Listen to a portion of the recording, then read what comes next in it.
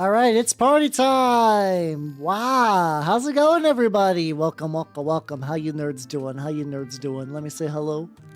How you doing, Jay? Congratulations on your first. How you doing, Moss? How you doing, Horror Loving?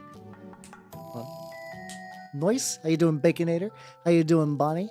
How you doing, Emin? How you doing? How you doing? How you doing, Nobody? How you doing, Chieftain? How you doing, Lunar Wind? Enjoy your lurk. How you doing, ours?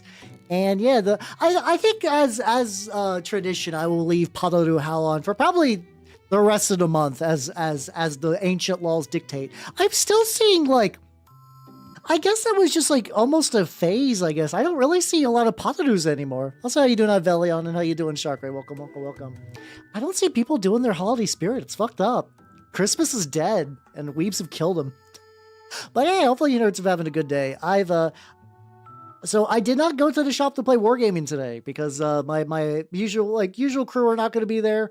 But also I was like, okay, I'm going to get that stupid 3D printer screen on there, which I did not end up doing. Now, I did get a lot of it done.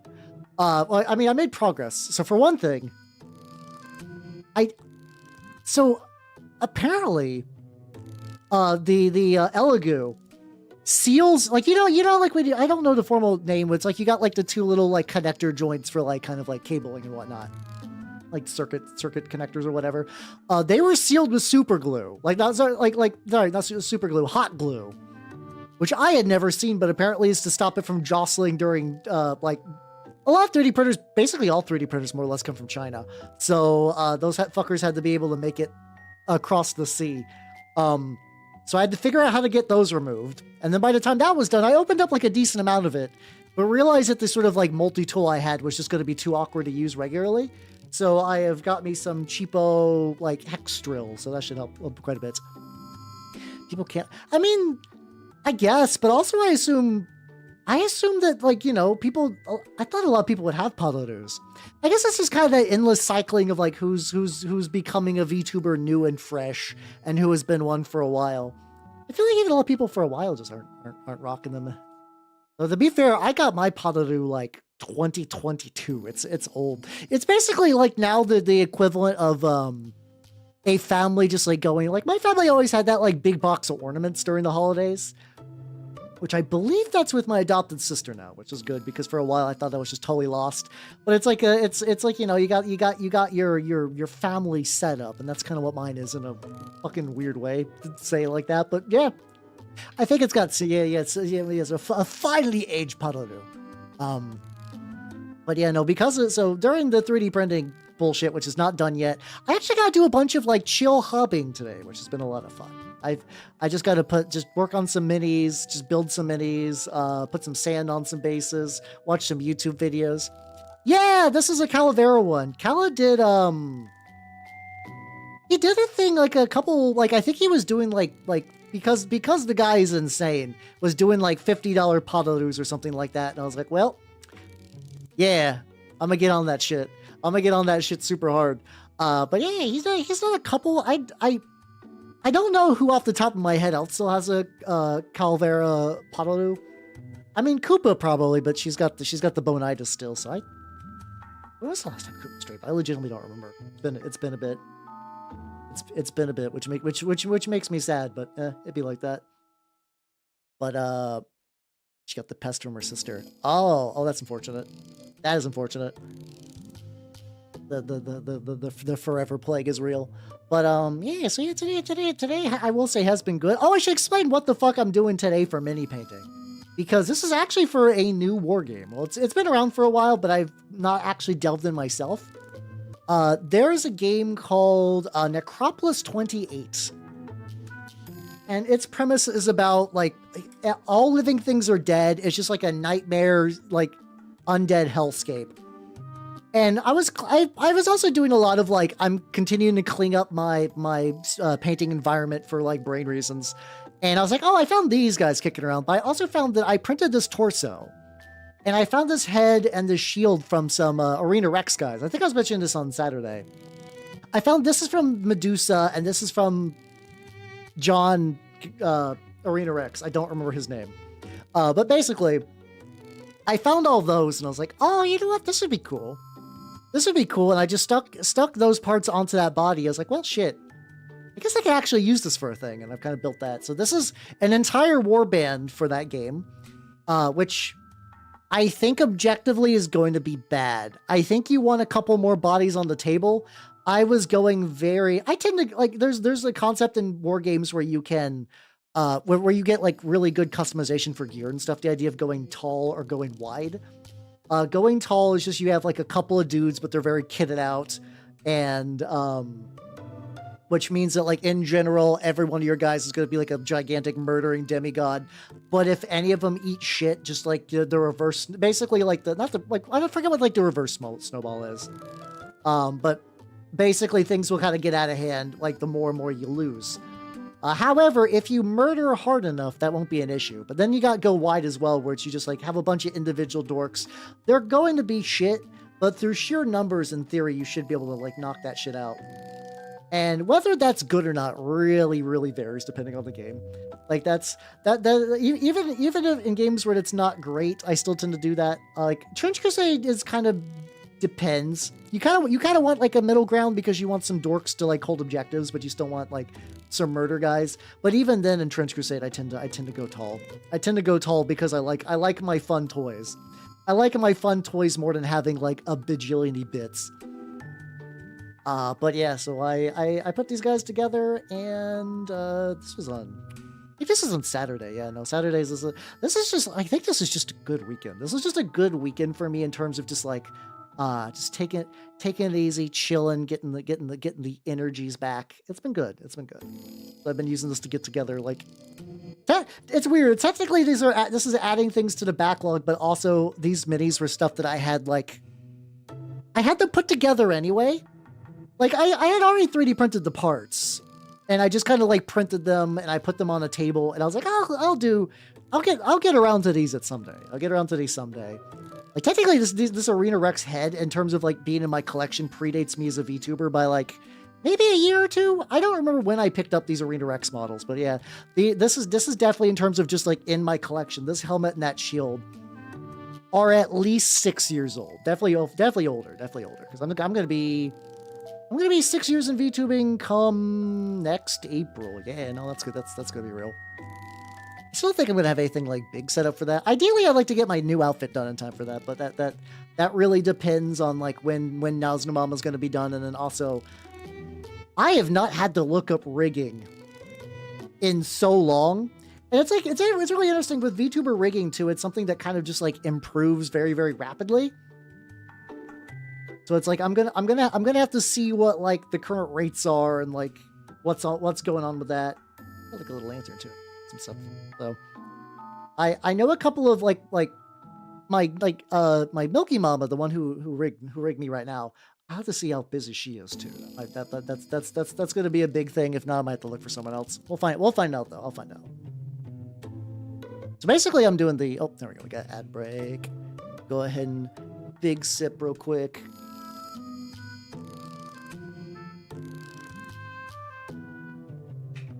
Oh, sweet, sweet, glorious water. I should get out the bigger brush for this motherfucker. I'm gonna be doing the shield. This is gonna be like, let's see. Very specific brush. There we go. All right, we're back from ad break. Yippee. But yeah, this is. I figured the scheme I want to go for like. I'm tempted to do red. Oh no. Where's this joke? Where's this joke going?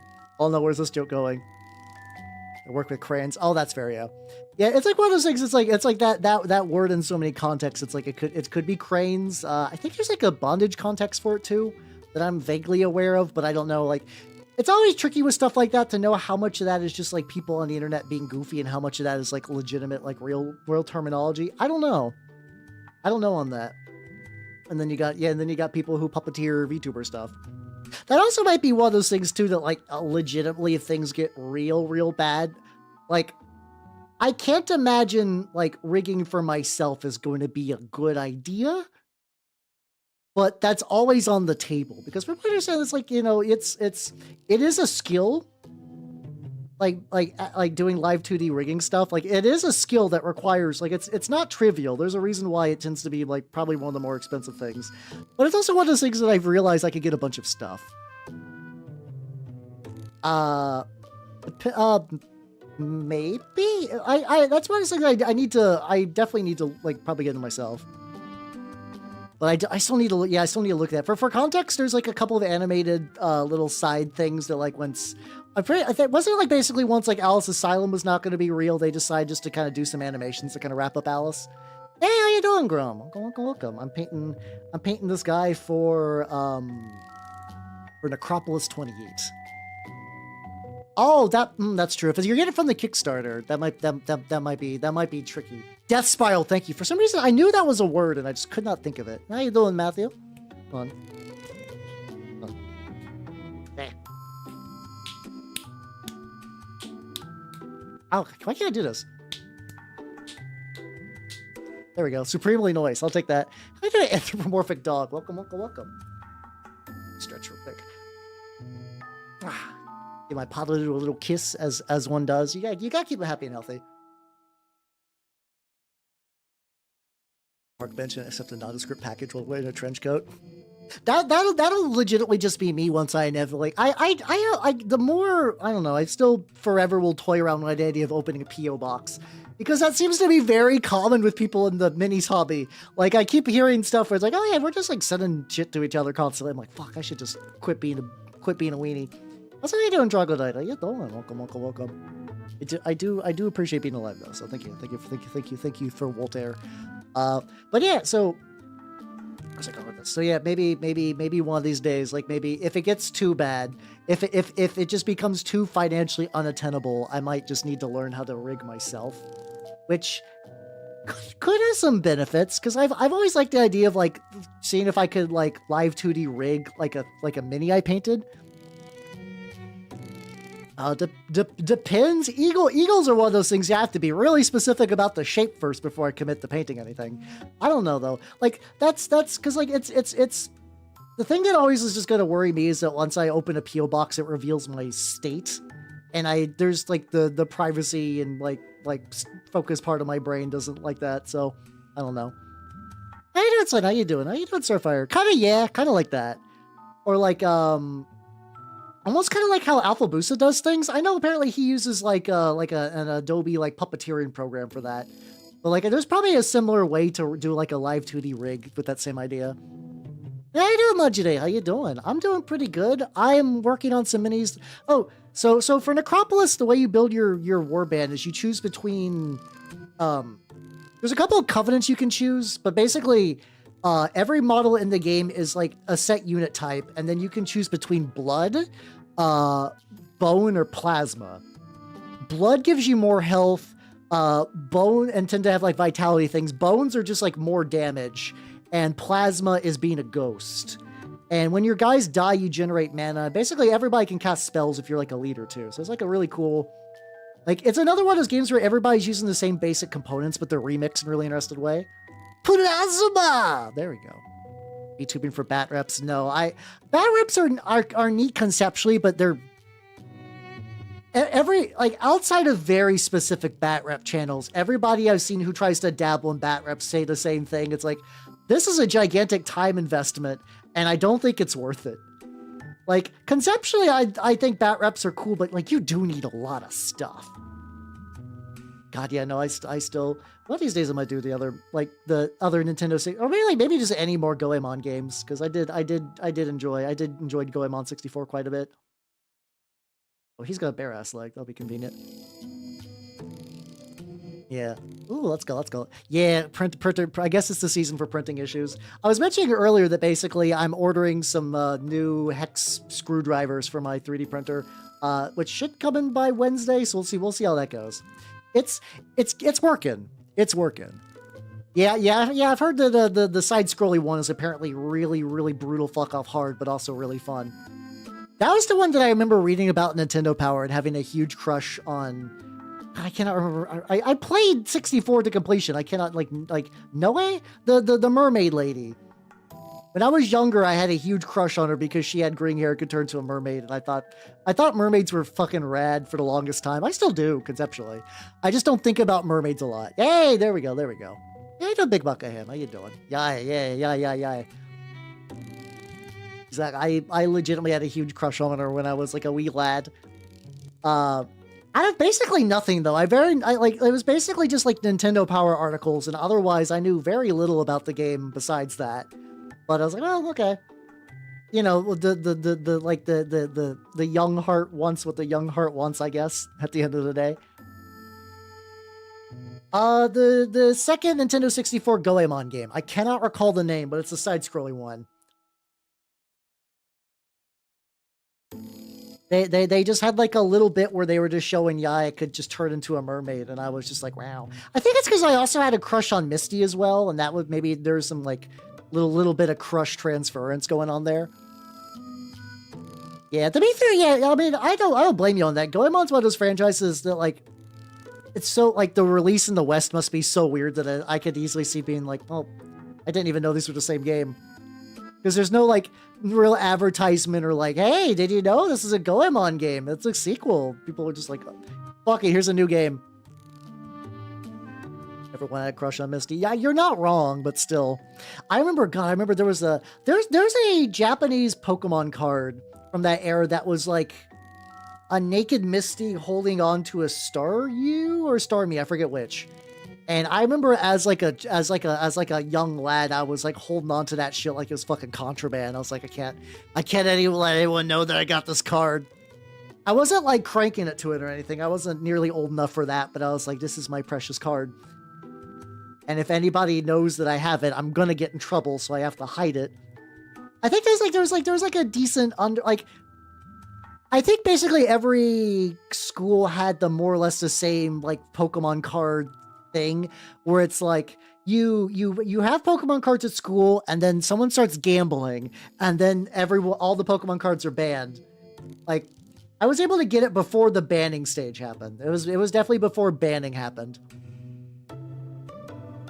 There we go. It's young. I mean, I think it's just that usual, like, Japanese sensibilities don't line up with Western sensibilities, so it's like, yeah, whatever. Whatever.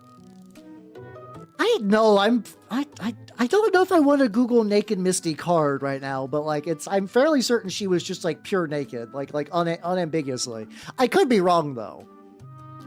Yeah, that might be right. That might be the right card, the Misty's Tears. I definitely recall her crying, because I think it's supposed to be like your Pokemon got fucked up, so like this is like a revival thing or some like you get like a thing when your Pokemon gets fucked up. I forget exactly the mechanism behind it.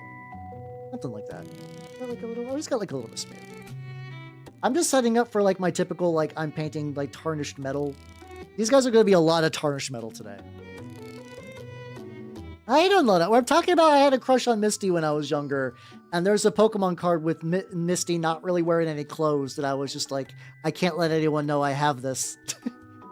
You know, just like typical kid shit, like, you know, having a crush on a character, and like, I think it's also too like like I'm not even gonna like having things like that is like you're like, this is my personal treasure. I can't let anyone know I have that. I have to imagine now that like you can have things digitally, you don't really got to worry about that too much. You just have like a file somewhere and just like make sure no one ever sees it. Like I can't imagine like by the time that I got steady internet access, I was in my like teens-ish. I can't imagine like growing up on the internet fully like you're goddamn like 4 years old and you're on the internet with no supervision. Yeah, but the funny thing is, it was also very obvious too. I used to be like the little romantic. I would just like fucking just fall in love constantly. It was a really kind of like sweet thing. I don't know. It was fun. It was like Misty and like the Mimi from Digimon. How you doing? Wait, 104th clone. Wait. Where did the French people thing come from? Nande. Why are we dunking on the French? Nande. How you doing? Also, I want this guy to be like purple. I was originally gonna go for a red because like his element's gonna be blood because he's gonna be like a zombie dude. I was like, yeah, I'll do some purple instead. So how you doing, Yuitel? How you doing? I mean that's fair. I'm not doubting your French hatred. I'm just confused at what led to this. I'm confused for the context. Why wouldn't we dunk? I mean, like I said, it's fair. It's understandable to dunk. I just don't know. I don't know why a basketball metaphor. April, like, I'm sure there's like, I don't know what's going on. Anyway, RC's design and voice in Transformers Prime is just, I haven't seen that. I'll take your word for it. I'll take your word for it. I'm sure we've all had our like our own funky little crushes over the years over stuff. Dude, I don't know. I am not the person to ask for any sort of world history whatsoever. I'm aware things have happened in history. Yeah, Digimon still fucks. Digimon is like, as Pokemon continues to degrade as a franchise, I find that Digimon is interesting because it's still, it kind of realizes, like, yeah, like, you know, this is still a franchise for, like, kids and teens, but also, like, it does realize that there's, like, some older contingent to their fan base and kind of throws them some bones. I think that's nice. Like, the closest I can recall to Pokemon doing similar was, like, the Pokemon Concierge animation, which that was actually legitimately very good. Oh, the teapot, wait, the mother one? Yeah, teapot milfs, let's go. To be fair, like, that was also kind of the issue with Digimon. It was way more I mean, watching the anime is definitely a way to get in. But if you're talking about pure games, it's not like Pokemon where it's like you just get the latest. Every Digimon game tends to be very wildly different, which is, I think, has hurt it, but it's also led to some more interesting results, which is why I'm like way more jazzed about it. Oh, the thick teapot lady. Let's go. Hell yeah. I like Babs. Also fair. But like, yeah. Yeah. But, yeah, so yeah, it's like, I still think Digimon is very neat. There's a couple, like, I didn't get around to doing Time Stranger and everything. This is like another, what's it called? This is like another thing that, like, as a VTuber, there are just things I'm like, this would be cool, but I don't know where I'd find time for it. I got the never-ending backlog to worry about before I play certain video. I say that when I'm playing Ripper, but whatever. How you doing, Muckrin? How you doing? I'm working on some lads. I'm working on some lads for Necropolis28, which I don't know if this is gonna get played near me at all, but I also don't care. Sometimes it'll be fun. How you doing, Toto? How you doing? Welcome. Yeah, I will say that, like, depending on which Digimon you go, a lot of them do tend to skew very much into, like, very typical, like, JRPG. And, like, if you're into that, you're gonna have a fun time. Like I would argue that like the Cyber Sleuth games are very much like very, very, very light JRPGs. Like nothing too buck wild there. They do got like very like Shin Megami Tensei spin-off energy to them, so like your mileage might also vary on there. I enjoy them, but they're also those ones in particular are basically PS Vita ports. And the Vita was a cool system that I just never got because it was just not really a thing where I was at. Also, it was fucking expensive for many years. But I don't know. The Digi depends. It's also the Digivolutions fluctuate very much between games, and like the monster, like the hardcore Raising Sim ones. Also,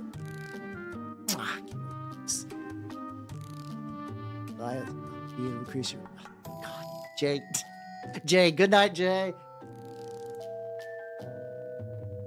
I think that's like I knew once the paragraph was coming. I'm like, this is gonna be a journey. This is gonna be a journey. Good night, nerd. How you doing? He's got like a little bit of fabric in the belly. But yeah, in the Cyber Sleuth games, you could kind of move up and down the Digivolution line. Oh, if you're thinking about the Digimon World is a neat game.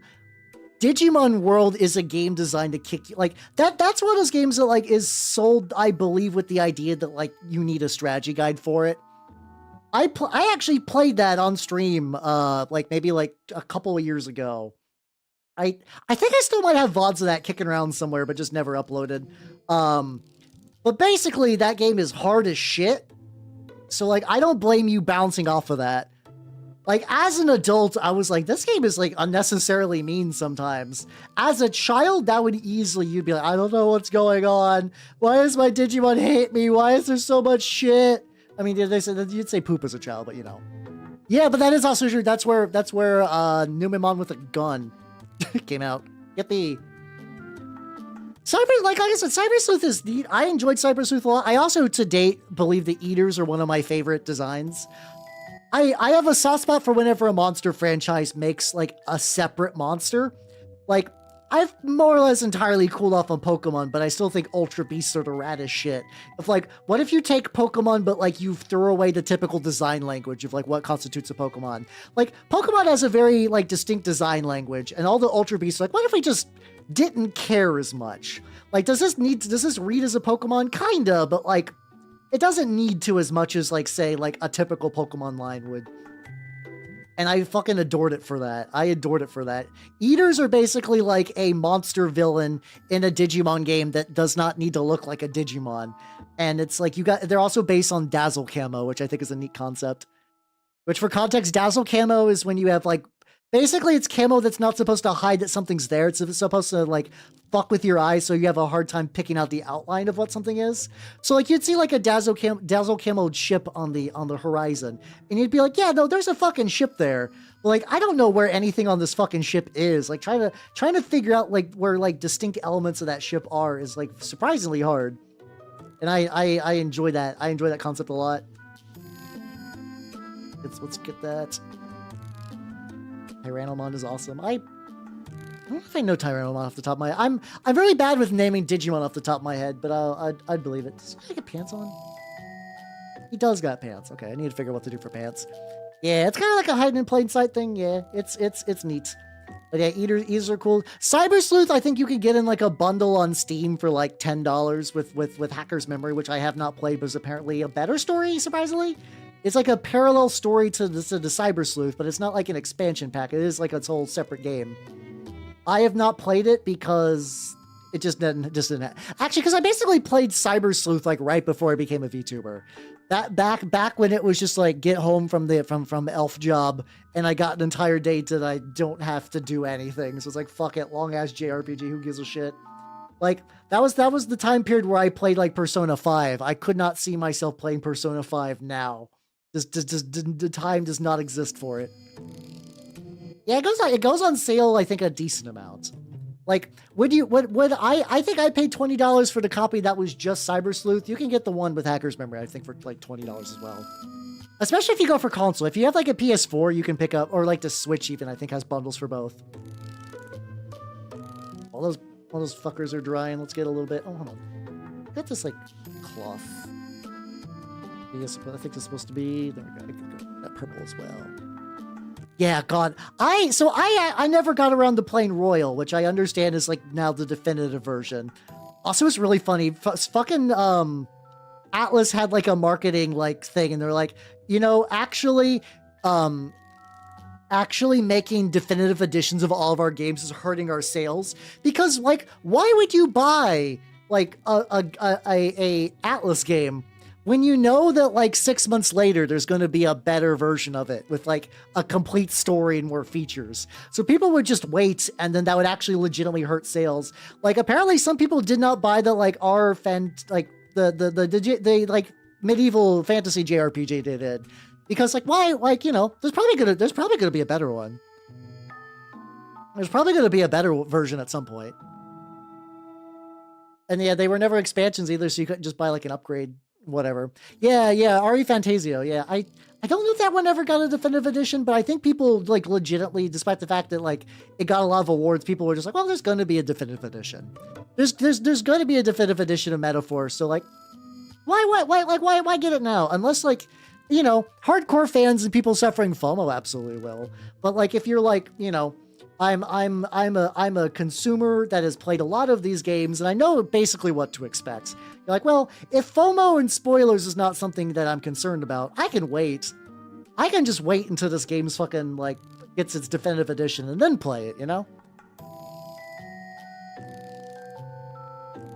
Yeah. But God, Persona 5 was like 80 goddamn hours. Like, I was enjoying it, but I was also like, well, I kind of want this game to end. I kind of wanted this game to end a while ago. So for me, the idea of like Persona 5 but longer is like, what the fuck is that? The fuck are you talking about? Why would I want this? I mean, I know, like I said, I know it's got like features and other nonsense, but yeah. So it do be like that. Will I save the fun? Well, see, I don't know. I find my ability to avoid spoilers is non-existent just because I'm a terminally online person. So like I beat Persona 3 knowing the final ending, and it still hit really, really hard. But yeah, I could also see someone just be like, well, I know the ending to this. I'm just gonna skip it now. But yeah, I've learned. Also, did I say hello, Edgarman? Legerman? How you doing? How you doing, Oregon? Welcome. How you nerds doing? I'm working on some undead for Necropolis28, which is, like I said, I don't know if my group is ever going to play this or not. There was like one other guy was interested. The big thing with this, so like the Warband is really small, but specifically it is a game that takes place on like little tiny, like I think it's like 1 foot by 1 foot or like 2 foot by 2 foot little crypts. And I would like to build a crypt for this one of these days so I could play on it. It's like a fun little self-contained like scenario, like little terrain thing. How you doing, Joker? How you doing? Hey, let's go. Yeah, I'm still sad. I tried to bring my mini hobby to the guild. No, I was just building models, but I didn't get like written up for it, but I got a very implicit, you shouldn't be doing that during your lunch. And I was like, okay, fine, whatever. I guess I'll just waste time on my phone like everyone else. This sucks. I just wanted to build my fucking rats. I think it's the implication that like it would, I don't know. Maybe it's just because I had tools out or whatever. I'll never understand that, but whatever. But yeah, I eventually will do some trainings. Yeah, that kind of culture at work.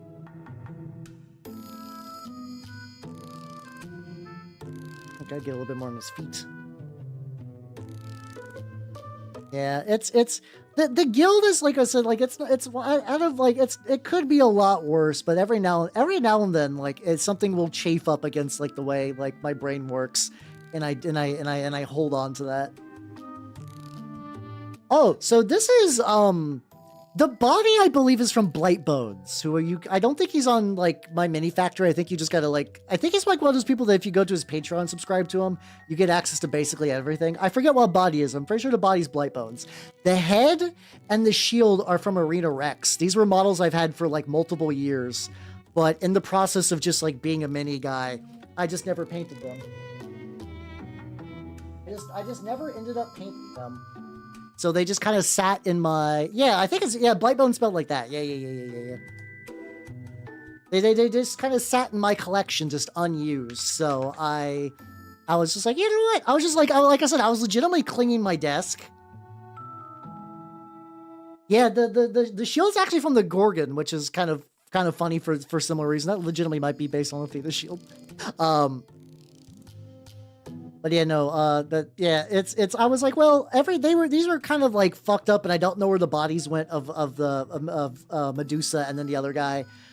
So I was like, well, I think I know where the bodies went. I think I put them in. I have not finished my Fulgrim. I need to finish my Fulgrim one of these days. And I think the implication was I was just going to throw their bodies into that pile just so I could use them for like base decoration, because they would like, you know, kind of get kind of like some classy statues or whatever. Like that, I was like, that'd be neat. That'd be a neat thing to do. Okay, so that's definitely a probably legitimately is based on the Theta shield then, considering it's the setting it's from. Take a sip.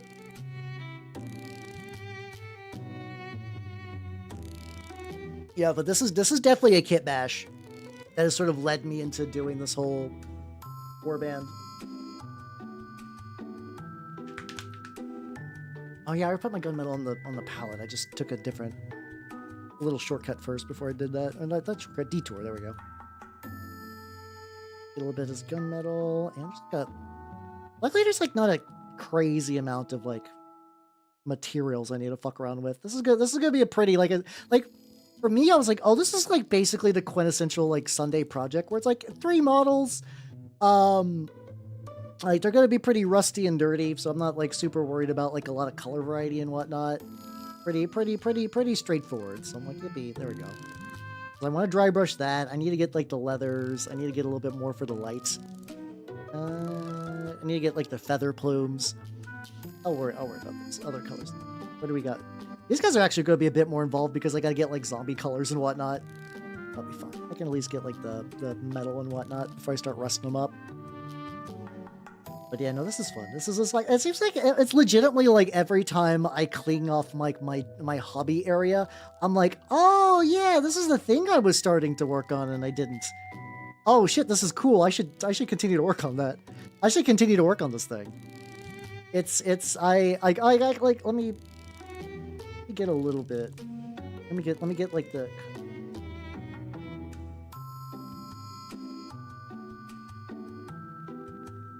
very specific angle on this because this is a one-piece 3D print. This is just from Bestiarum.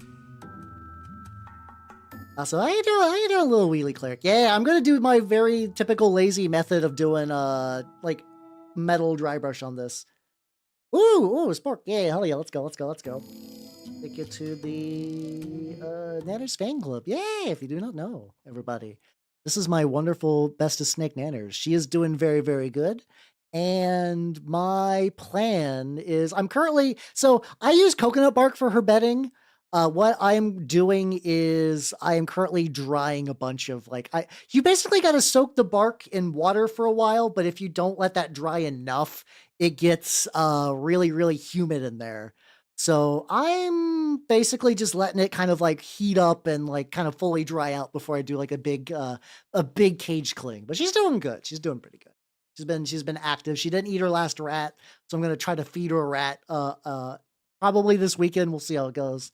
But yeah, Spork, welcome to the freshman rank of the Spork 1, the freshman rank of the official Nanners fan club. Yeah, yeah, she's a ball python. Well, it's like I'm just cracking my door slightly because once again I'm now in this Goldilocks zone.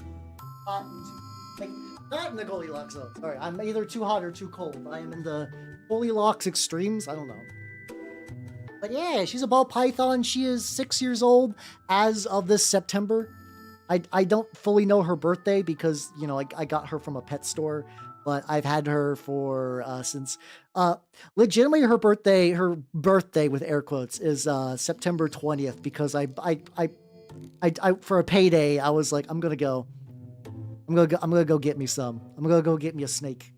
I've been wanting one since I was a goddamn child. And I was like, well, today's the day. And indeed it was. And there was much rejoicing.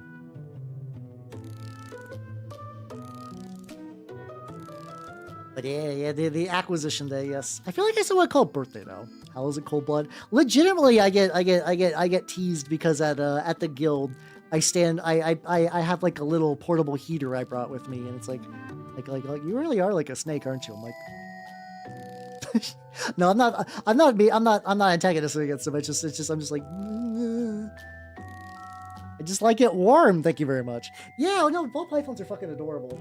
I am glad that the stigma around snakes has definitely decreased in recent years because they are, like, once again, I love Nanners. She's a very great pet. She's a great piece of furniture. She's stupid as hell. It's not her fault. Her ball pythons and like a lot of snakes are made to be efficient. They're meant in the wild to sit under a log for 3 months, wait for a rat to pop out, and then eat the rat and just live under that log for an additional couple of months. If it gets too cold, go basically hibernate for a while. Once again, nothing wrong with that. It's an efficient way to live your life. But that just means you can't do a lot of brain power because that kind of stuff requires, there's a reason why, people enjoy sugary things because brain loves sugars to do big brain activity. And she does not need that. She does not need that. She's a great screensaver until, in the middle of the night, she makes really interesting noises in the middle of the night. Theirs is a fun array of noises when I'm about to sleep. Looking at figure out which bits of this are skin and skin. Which bits of this are like zombie flesh, and which bits of this are gonna be cloth. Probably come back. I'll be fine. I should figure out what color I want to do for flesh. I could do the cool blue again. I could do that kind of like sick pink I like to do a lot. I don't know. I'll consider it. I'll consider my options in a bit. What do you got, bud? Oh, I need like a leather. Yeah, where's Bootstrap Brown? Right, hey, those are great. Those are great geckos. I love animal names that are paired. I also realize that for some reason, I don't think I'm ever going to get a dog. I like dogs. It's just that like they take a lot that I don't think I'd be able to give a dog in terms of like time and whatnot. But also I'm like if I had a dog, what would I name it? And for some reason my brain is like Nachos. Like, why the fuck does like when I keep thinking of like what I would name a theoretical dog, why is Nachos the name I choose? But I'm like, yeah, no, I would love just like an English bulldog named Nachos, just like a fat old fuck that just likes to sleep a lot by my feet. Like that's all I really want out of a dog. I want that. That's the optimal dog experience. But yeah, for me, like I feel like I could eventually get around to taking care of it. I'm also gonna be honest, as a single income household, I am petrified of dog medical bills. I'm absolutely terrified of them. Like, if nanners get super sick, it's not going to be that bad. Also, snakes are sturdy as hell. But, like, I know people, they're like, yeah, no, like, my dog just, like, ate something out of the trash, and that was, like, a, like, $900 hospital bill. I'm like, you know, that's a lot. That's a lot of money. I don't know if I would want to, like, live with that fear hanging over my head all the time. Oh, yeah, especially if you have mobility issues. Yeah, that like, dogs are kind of hard for that. There we go. Yeah, see, exactly. It's like, I would like that. Leaves. No. I like the idea of nanners speaking Italian late at night. That sounds even better. That sounds even better to me than Latin. But yeah, no, it's a lot. It's a lot of shit goes sideways, and it's like you don't want to be cruel to your pet. I do it darker. I should do it darker. I was thinking about going purple and white. Weirdly enough, I was like, that'd be a cool combo. I need to do a neutral gray first. Yeah, like, cats are self-caring, but then, yeah, the bills could still... I also, once again, I live in a house that's basically just, like, a bunch of poisons and toxins and whatnot. It's a really cool house. I like my place, but, like, you know... If a cat was just to, like, one day just be like, tee-hee, knocks over your thing of resin, that's not good. That's not good. Or, like, knocks open the container of isopropyl alcohol with resin particles and then starts taking a sip. Oh, that cat's dead. That cat's dead. I've mentioned before that, like, I have a chemical bucket that I let cure outside just because, like, that's what you're supposed... You're not supposed to pour, like, old alcohol or resin down the drain because that's bad for drinking water. People who do that are horrible people. I don't do that. I have a chemical bucket. But one time a bird got into my chemical bucket and that motherfucker died. Poor guy was just like, because I think that's the idea is that, like, birds just don't have a good sense of smell. So they're like, oh, free water. And it was just nothing but poison. It was just super poison. Which I want to avoid that.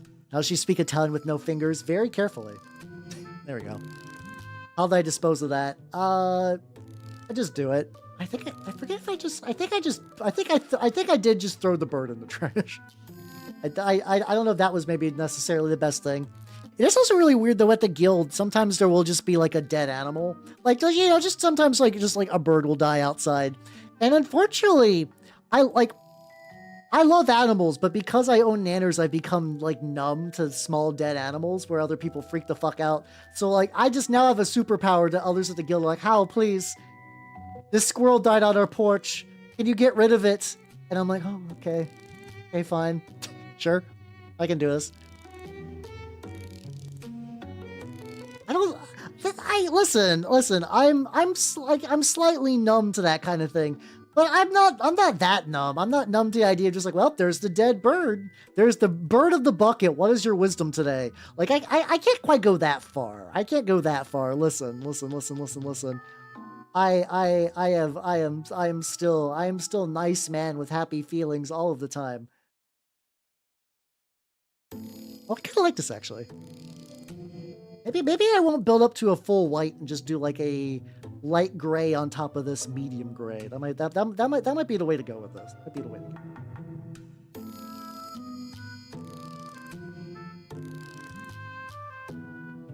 Yeah, that's probably the way to go.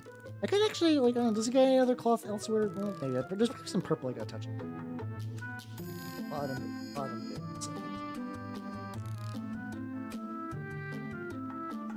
I guess I could also just like in the bottom, kind of like that angle, stuff like that. I also don't know if burning the alcohol and resin soaked bird is good for anyone. But anyway, that has not happened since. I got like covers and stuff for it now, so it's not too bad. Hey, let's go. Congratulations on your prints. Hell yeah, hell yeah, hell yeah, hell yeah.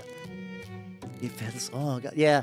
Oh yeah, that's just like that's like a cat thing too. Like growing up, I had a pet cat that I love very much, but like my family hit like a, that's the best way to say this without sounding too sad. We hit a streak of like poverty for a while where we basically had to like downsize our home significantly to an apartment, and we couldn't have cats in that apartment, but we just kind of kept them as outdoor cats and we just didn't mention anything. And my cat was like the biggest, fattest fuck. And we're like, oh, I hope he does good. And that motherfucker adapted like that. He was just fucking ready. He was ready to go feral. And he was just bringing back all kinds of like dead animals and stuff. I was like, good for him. Hell yeah, let's go. The large lad's living good. I'm trying to do like a lighter purple for the crest. I think that's the play. We'll do that. This is just gonna be the base light purple, and I'll do, this is like, you know, this kind of feathering would be great for a dry brush. There'll be a lot of dry brush in here. Better jump to my cats and run around. Oh, ferrets are cute. I like ferrets a lot. I know ferrets are another one of those, like, it's like one of those, like, oh, it's a little animal. And I remember growing up, it was always like, I would read, because like I used to read a lot more books on animals and stuff, you know, as one does as a child when you don't have like infinite entertainment in front of you at all times, which is what I got now. But like, I remember I would read those and they'd always be like, yeah, ferrets are cute and lovable, and they are Satan incarnate to raise. Don't get a little baby Timmy reading this book. Don't get a ferret. Don't get a ferret. Ferrets are cool. Here's top 10 facts about ferrets. Number 1 through 9. Don't buy one. Fact number 10. They're tube. Like, that was basically how like a lot of books with ferrets was like growing up. I was like, okay, I get it. I get the message now. But yeah, ferrets are neat. But yeah, I never committed to one for that reason. I've had like basically all kinds of pets over the years. Nanners has just at this point been, I actually think in terms of just sheer pet ownership, Nanners has been the longest pet I've ever had. Okay, Nanners is the longest pet I've ever owned, but this is also the longest amount of time that I have owned a pet. There we go. That's a better way to say that. They get human flu? That I didn't know. Also, thank you for the glasses and cat ears and whatnot. Let's get a little bit more. A itty bitty bit more. I did not know that, but that's also one of those things that like does not surprise me in the grand scheme of things. Yeah, that tracks. That feels like a ferret thing. It's like, congratulations, your ferret's got the plague. Yippee! You got it from you. Got it from you.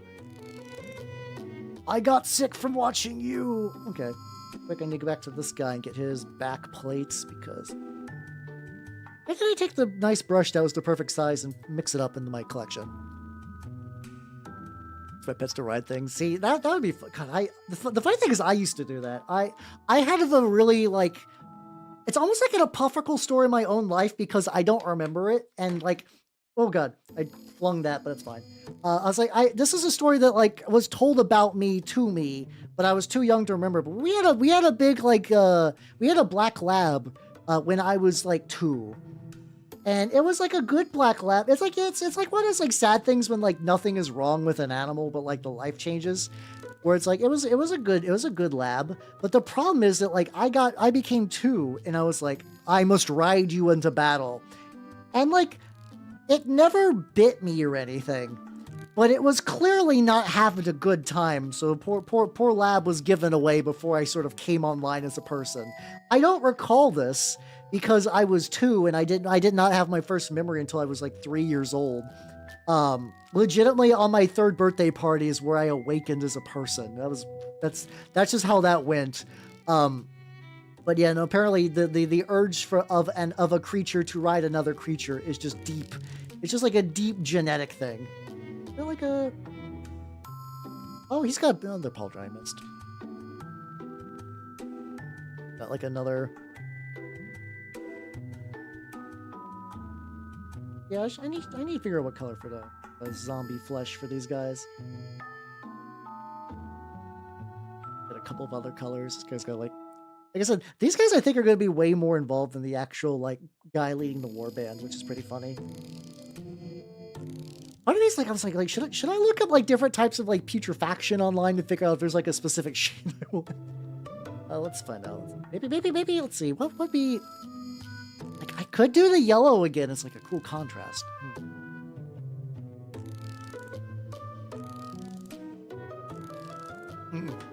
How you doing, Turtle Sages? How you doing? Hey, it wasn't Franklin. It was Thomas the Tank Engine. I shit you not. I came online. I became cognizant, fully sapient, and at a Thomas the Tank Engine birthday. It was really goofy. Like, it's just really funny because I just recall just like wandering around and just like, oh shit, it's my birthday. Wow. But that was it. There was no memory or thoughts before that. That was just like, everything was there. It's just waiting for me. All right. Leg. Like, what color do I want your legs to be? I do like I could do kind of like a green. Green and purple's kind of a weird combo then. I guess that's the fucking Joker baby. The other option is to kind of hold on. I do have a zombie already that is very much like a blue.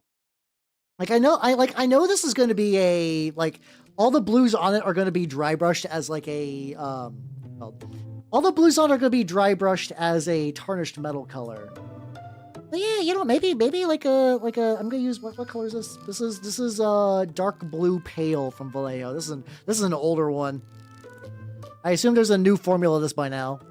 Do I have ghosts like in my house now? Or do you mean just like as an army? I actually don't. I have a couple of Night Haunt that I got in like an old. You know, there's like a Sacrosanct versus like Night Haunt like $20 starter box. I remember I picked up because I won some of the Stormcast bodies for stuff like that. Oh yeah. There's like legitimately, if a lot of people a lot of you guys like, I would really like to get into minis, but like I need something like relatively easy. Ghosts of all shapes and sizes are like pretty easy. Like Night Haunts, you could, or like really any ghost thing. Yeah, you could do what Matthew said. You could also like, they also just tend to take to like effect paints and what. There's like so many ghost recipes that will be like legitimately very easy to do. And it'll always look good. So you could just do that, like paint the entire mini in like a couple of colors to make them ghosty. And then from there, like you could just paint some like metal and maybe some flame or some dirt. And like, yeah, you basically got that. Skeletons aren't a bad choice either.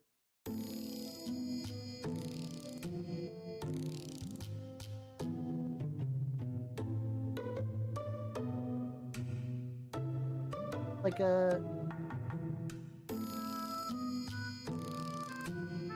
his hand is pretty small.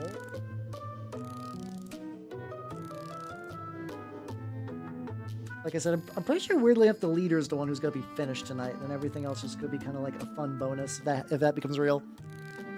Oh yeah, Christmas. Oh yeah, board games are good sources of like that too. True. Night Haunts are also really fun too because like Night Haunts are like legitimately great for kit bashing as well. There's so many people that like turn basically if you give a Night Haunt model a Mechadendrite and some legs, you pretty much got all the tech freaks you could ever need. You pretty much got all those set up. Like, hey, let's go. That sounds like a fun army. Hell yeah. Oh yeah, shit. I was gonna show you guys this. Like when I was kit bashing some stuff today, I created this fucker. So I did a turnip event at my local area, and we were doing the thing that we were rolling the mutation table every couple of every match. So my guy got 2 heads, like a really sturdy weapon, which is his power fist, and I think he just got like a bunch of like something else or whatever. And this is my experiment using tubes, like using like plastic tubes and like some stuff like that. He's going to be for turnip, but he's also going to be for my Lost and the Damned because I need an agitator, which is like more or less like a hero unit for that. Where it's like you attach the agitator to a unit instead of like a space marine captain because like you want to save points or whatever. Tubes, you say? Yes. It is like, God, I was about to say the make an internet this is a series of tubes joke, but that's what, like 18 years at this point? How old is that? How old is the internet as a series of tubes bit? Okay, it has to be ancient, right? That's a glove. This is a glove. Fuck, that is a glove. Okay, that is a glove. I never got his neck to either.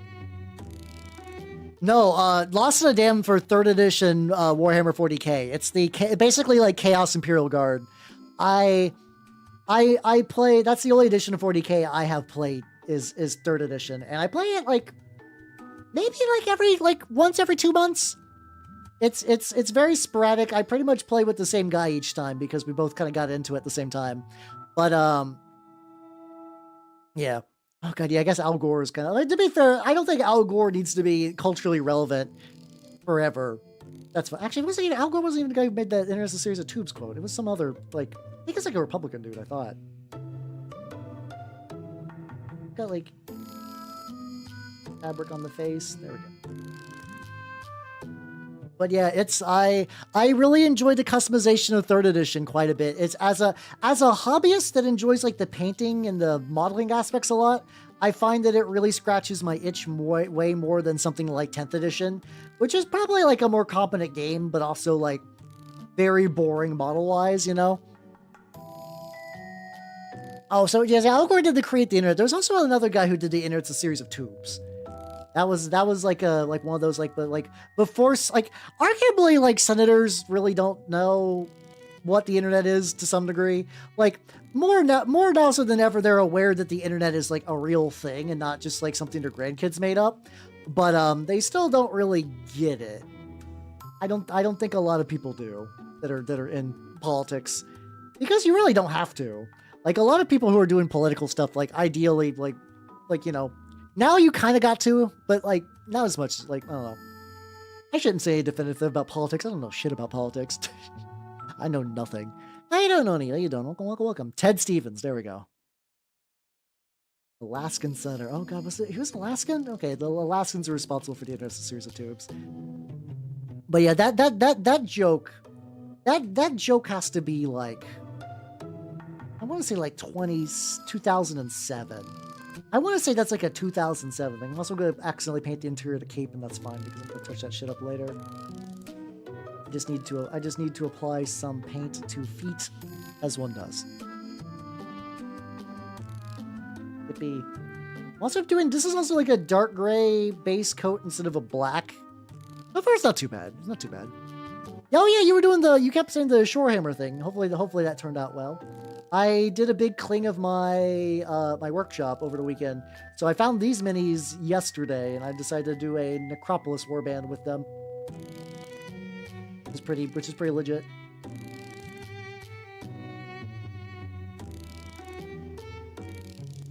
Fucking rib.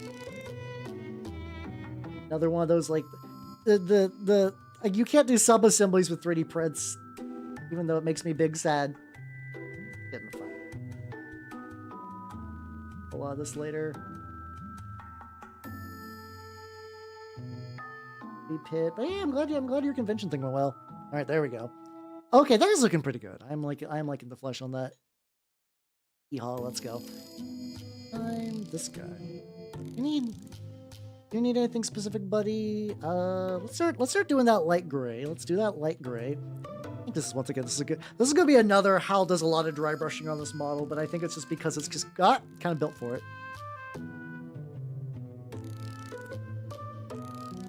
Kind of like very, very lightly dry brush with this light gray. Just gonna hit up this little cloaky bits. Nothing too bananas. Especially because I'm definitely going to probably do this exact same step pretty much after I do the enamel. I don't think I'm getting to enamels tonight. Maybe. Maybe on this guy at the very least. This guy's probably getting some enamel. For the other chuckle fucks. Then... yeah, I should start doing the dry brush on the copper, because this guy is going to need it a lot. I think every time I try to do an evil chrome dry brush, it's always too dark. So I'm gonna use Vallejo copper because I got the bottle, because why not? I've got pretty much the entire Vallejo like metal color line. Not all of it, just like all the ones that I would regularly use. And the thing is, it's like I'm just now starting to run out of gunmetal gray, but I knew I would, so I straight up got myself another bottle that I haven't even needed to touch yet. There we go. Yeah, buddy, that's what I'm fucking talking about.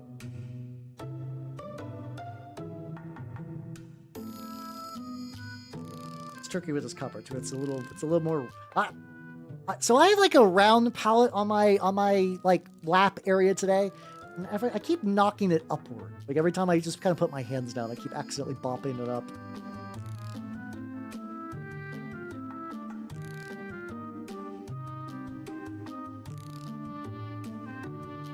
More on the owl face directly. Maybe this patina a little streakier, but that's fine.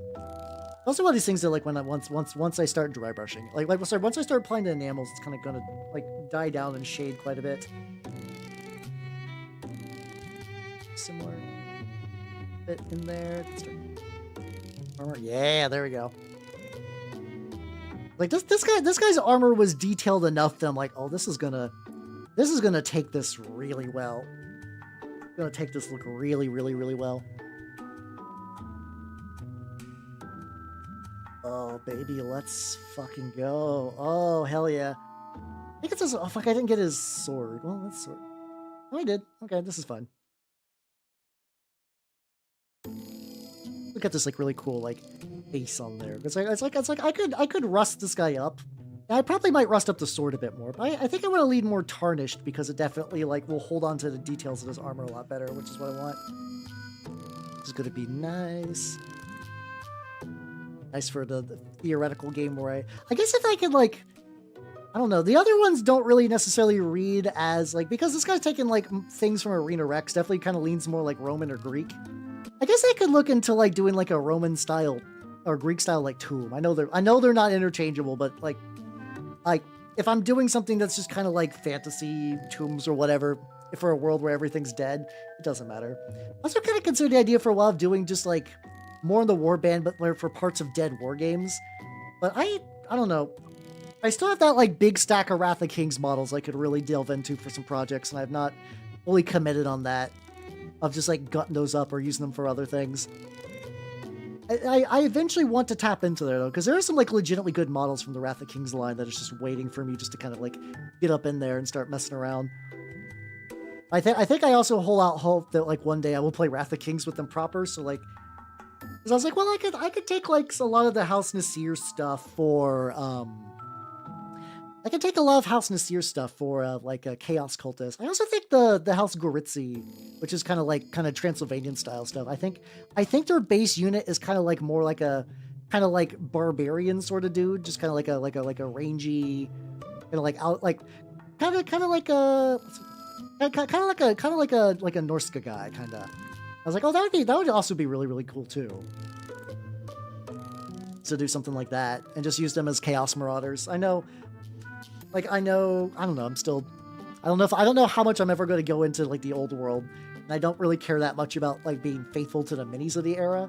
Like I have minis that are faithful to the era, but I don't know how much I give a shit for like maintaining like a very specific form of like model purity. Billy's better go spin. Ooh, see that's a tricky. I was legitimately talking about it earlier. I tend to go heavy. So it kind of depends on the faction, sub-faction. Some of them do going tall better than others. Really, I think what you should do is your lieutenant, your leader should be pretty stacked up, give them the best. All your elites should have pretty good armor, and like pretty good gear. And then like once you get into your troops, you can kind of like have maybe like 2 troops that just have like the basic gun and that's it. And then beyond that, just kind of go about doing things like pretty, like, you know, season the taste depending on your sub-faction. Or faction. So like Grail, you'd pretty much have like a really, really decked out Lord of Tumors, a couple Plague Knights, maybe like one or two other dudes.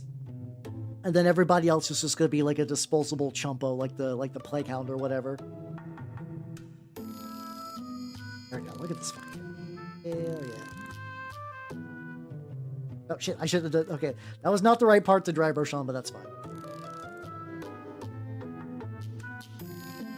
And any parts I miss are just going to be like purposely tarnished. I can keep poking it. I can just keep poking it with like a little bit of extra metal each time. I just need to worry about going too thick by accident, which so far I'm not. So far it's going pretty good.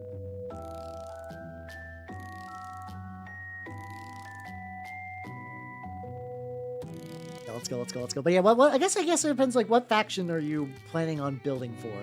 So I generally have, like, very broad knowledge of most of the factions, because I guess now that I got my new Antioch, I do have a warband of every faction that I play at least every now and then. I am now very, very flexible when it comes to Trench Crusade armies, which is very, very fun. Yeah, generally, yeah. I'm assuming that you mean like a 700 point, like we are starting a campaign. That's probably the best way to do that. If you're doing like 800, which is kind of like 806 glory, that's going to go up like maybe like a model or two. That's kind of like the new pickup game size. If you're like, well, we're not going to do a campaign, but we just want to like fuck around. That's the size to do that. I think I usually end up with like maybe like 6 to 8 models. Okay, yeah, if you're going in a campaign too, that's probably not too bad. Like, I think the only real big thing is like, so every army is going to have their like heavy, like there's like the Shrine Anchorites and the Brazen Bulls and War Dogs.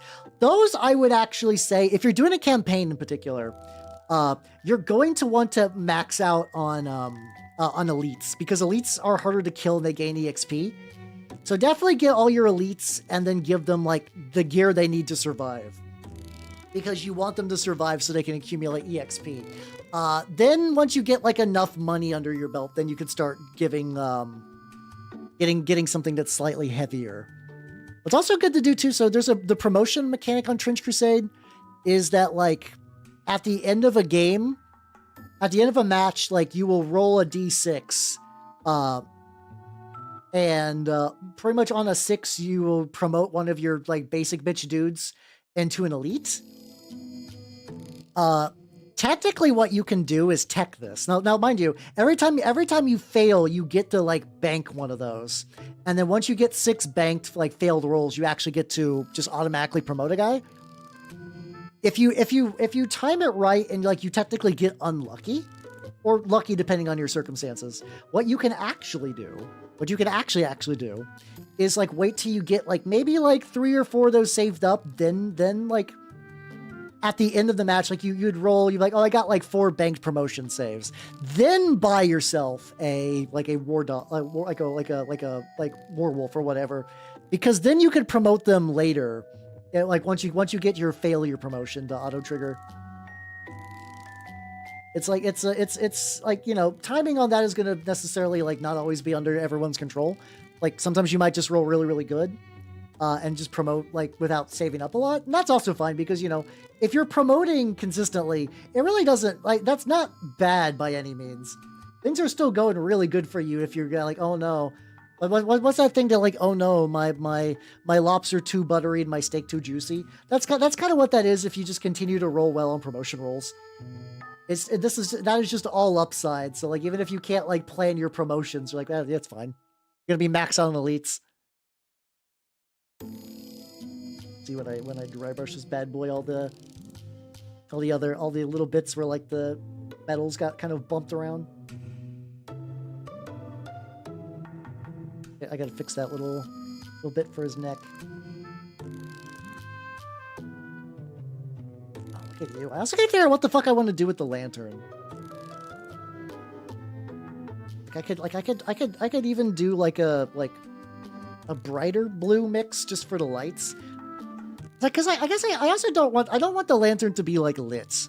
If that makes any sense. Like I don't think I'm gonna do a glow effect. I want the implication that this lantern has been like out of commission for a while. I guess if I just do a little bit of gray on there, just like a smidgen. But yeah, no, I also too legitimately sometimes it is just a playstyle thing. Figure out what you like out of Trench Crusade.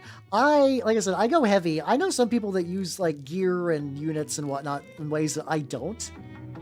Like I had to really learn how good musicians are for someone else. How you doing, Steve? How you doing? Welcome, welcome, welcome.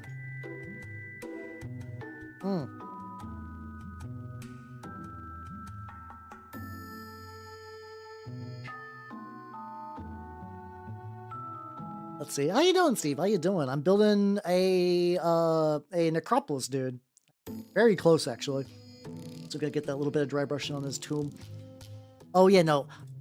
Here's Lada too. I try that out.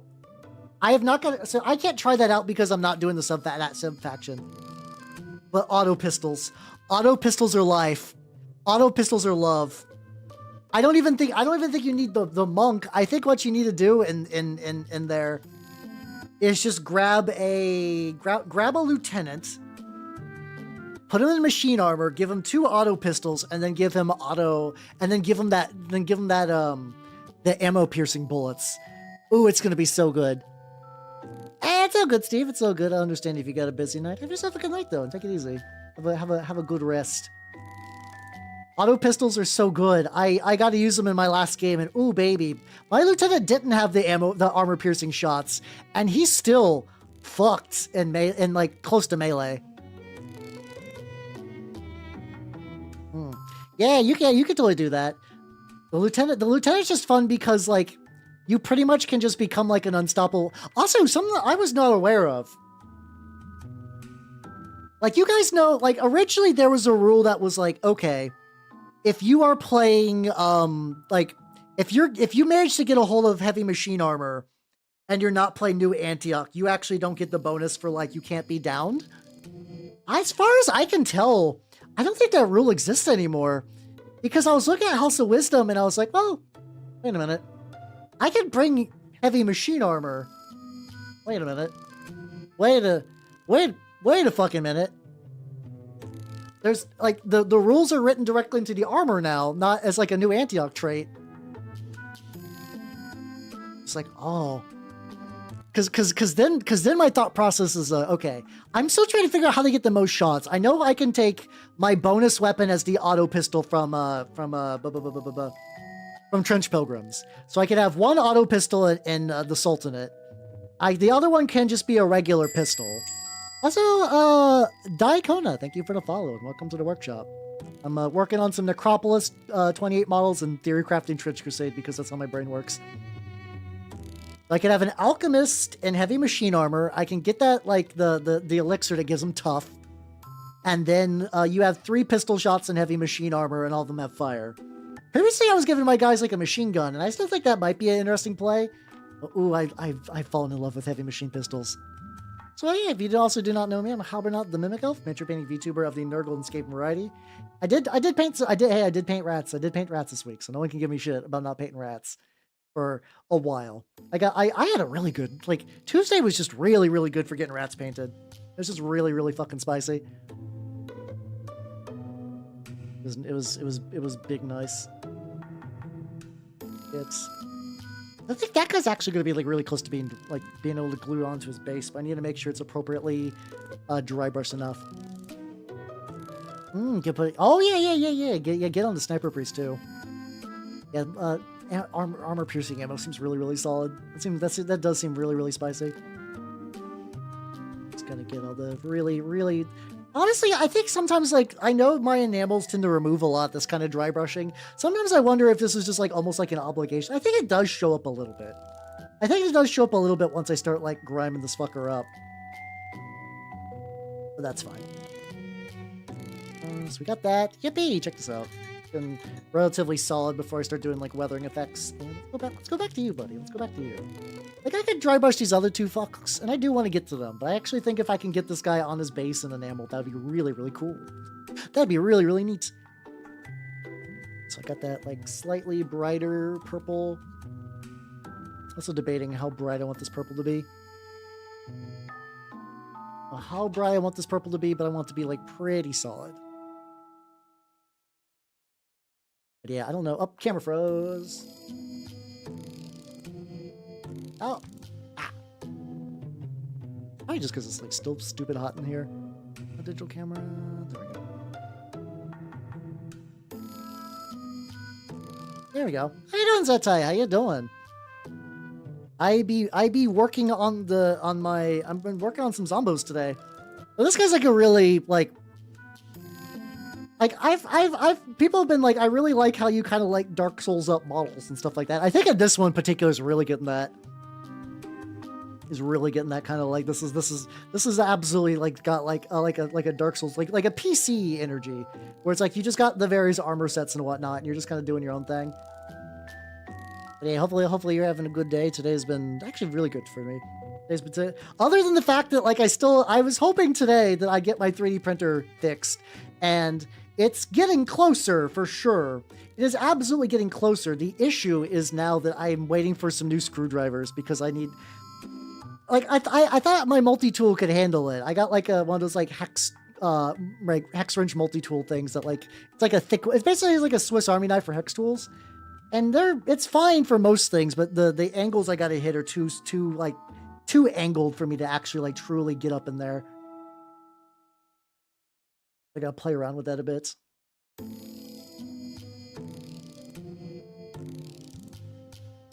This and. Look at this fucker. Look at this motherfucker. Check him out. Look at the lad. I think all I need now is a very, very light brown, which I'm going to use Steel Legion Drab because I got it in a shaky bottle. And then I just got to glue him to his base and then enamel. Let's fucking go. Do like a full dry brush on this, but something like that. Look, oh god, yeah, to be fair, I do something similar, like especially anytime like I'm just like, well, I legitimately love to browse my mini factory a lot. Browsing that website just every now and then is just really, really like it's like almost like therapeutic. Like I just kind of like enjoy it as like, oh, I got like a little bit of extra time, or like I'm watching a video and I just need to keep my hands busy, which is weird because you're like that requires a bit more thought. But it's like I just kind of like almost automatically browse that site for shit. And I just accumulate a lot of like, well, this is cool, but I don't need this right now. But then eventually I'm like, oh, actually, no, this is perfect for a project that'll be like 6 months later. So I understand the impulse for sure. He's got like a little belt buckle. Belt buckles are the worst to paint. They're so tiny. That turned out pretty good though. There we go. Let's get I think this is another instance that I'm going to do a little bit of baking powder on there. There we go. I did a lot of test fitting to make sure that he would absolutely fit if I put him like right there.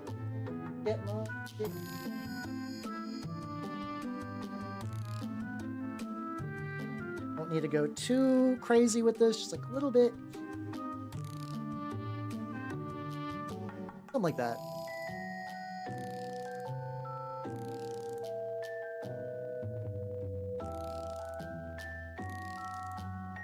And my house just has like oh, there we go. I did that during an ad break. Actually, that's about the best result I could hope for, is to do that step during an ad break. Because it is just me mostly just leaning over. It's just mostly just me leaning over and applying stuff.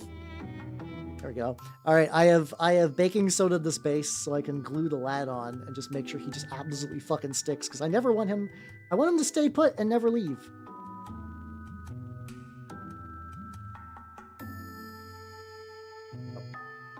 I didn't quite get I think I didn't shoot the baking powder quite in the area I wanted. I think even if I get one leg like this, it's not too bad. There we go. I should get the bottom of that.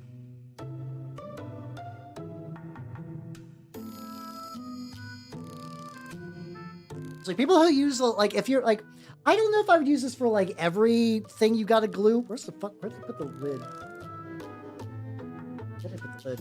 This might. Oh, there we go. I was like, is this gonna be a problem for future Hal? Maybe. There we go.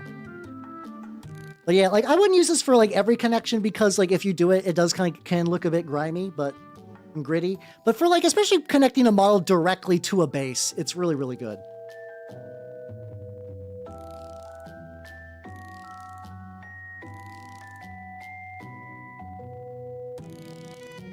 Here we go. All right, this guy's on here, and now I just gotta go and get like a little, like an itty bitty bit. Actually, can I just like blast that out real quick?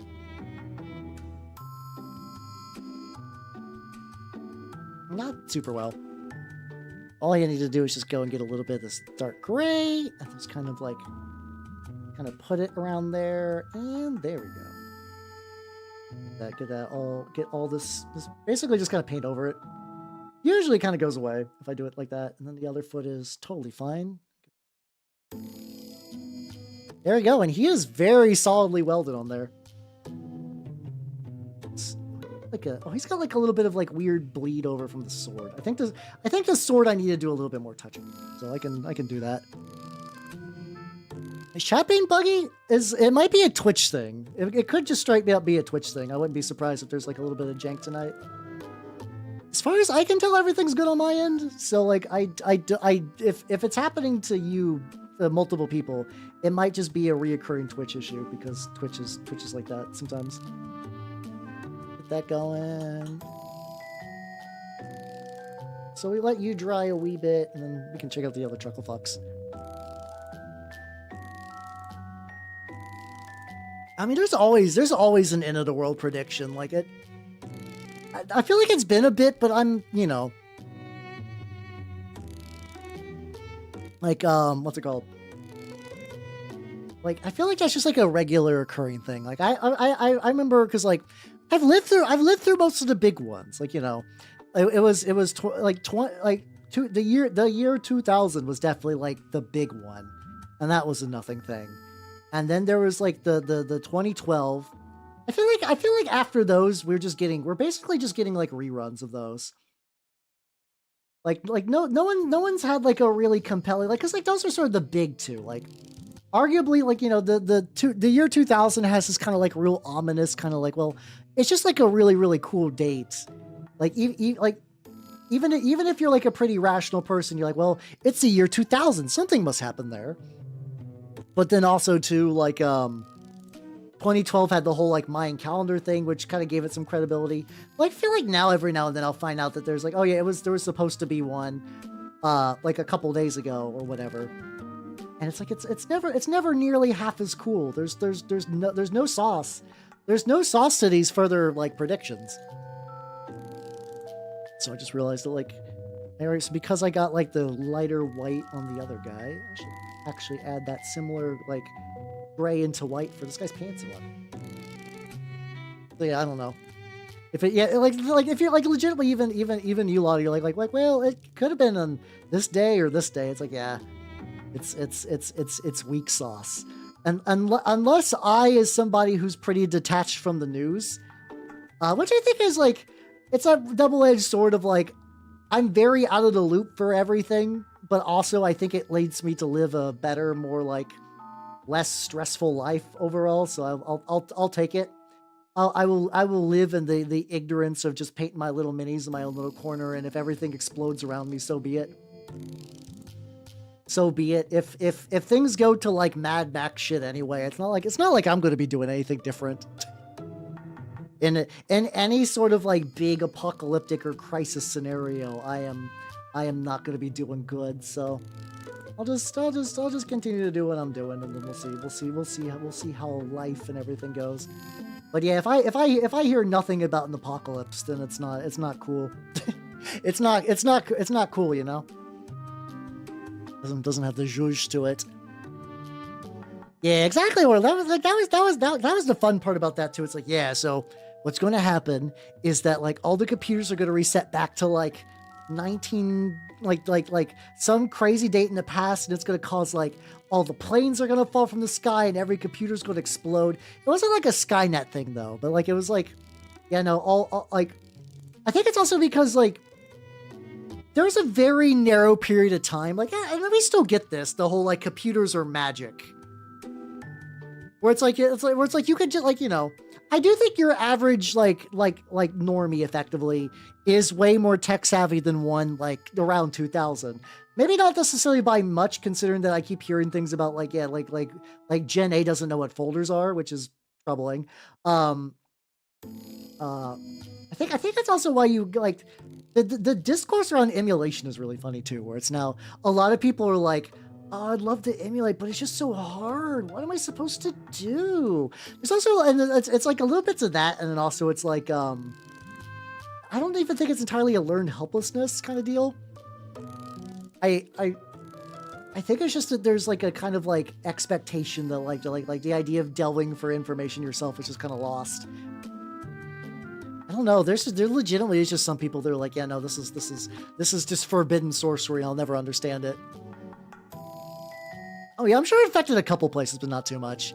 Yeah, no, it's like it's a take I see online every now and then, just like, because like once again, no, like because I guess it's also that tricky thing where it's like when the internet was a place for like enthusiasts and weirdos, the general level of tech knowledge.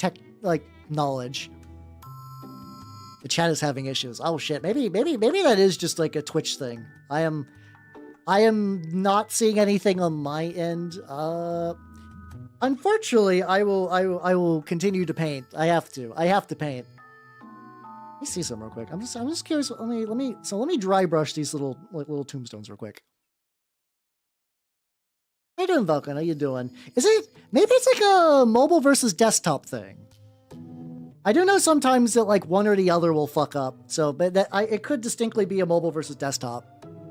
We could troubleshoot right now. If you're on mobile, send me a carrier pigeon, and if you're on desktop, send me a similar sort of bird. I don't know. Send me an emu. Send me an emu. It's like via catapult or something. This nice and dry brush. I don't know. Should I put a skull on here? Maybe. I guess I could always add skulls later too. Yeah, there we go. Okay. Yeah, that's just feeling the sin. Okay. Hey, I guess it is just a big Twitch-wide thing. I'm very sorry, everybody. I'm just gonna have to. I'm gonna have to talk to the void. In the meantime, though, if things are getting too fucky, like if you like you know, feel free to like multi-stream if you can. But I do got YouTube. YouTube might not be terrible in the meantime if Twitch is having like a site-wide collapse, which is unfortunate. It happens. That is also an option. Set the spaces aside. I'm gonna go to my own channel. I'm gonna see what happens if I try to send a message. Then again, it might be different because it's my own channel. What happens if I go test? Your message failed to. Okay, I can't even send messages in my own chat. Okay. Okay, so there's absolutely a fucking Twitch issue then. There's absolutely a Twitch issue. Twitch, why have you forsaken me? There we go. Okay then. So yes, if you would like to talk consistently, YouTube is an option. If YouTube is not an option, I am very sorry, but Twitch is fucking us all equally. Ammo ship.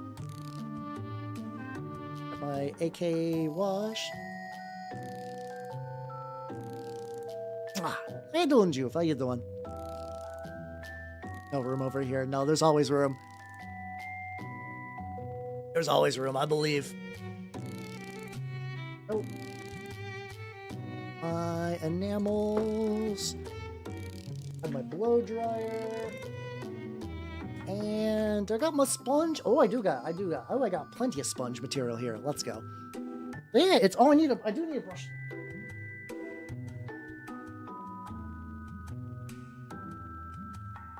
But yeah, there we go.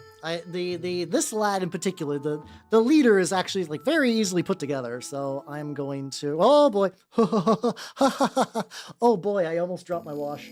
Luckily the lid was sealed, so even if it fell, it wouldn't be too bad. Still real fucky though. Still real fucky. Yeah, I don't know. Like I said, I've like Y2K was very interesting too because that's when I was starting to like. I was 10 when that was going to happen. Like I was going to be 10. I was actively 9 when it was happening, and this is kind of like leading into 10. And like I remember reading about that shit in like Nintendo Powers and stuff. And I was just like, Like I even weirdly as a kid, I didn't believe it.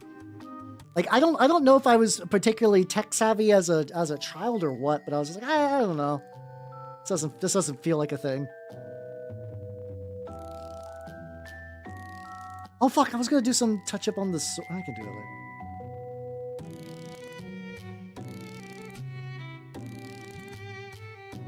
later. I totally forgot that I wanted to do a little bit of touch up on there, but that's fine.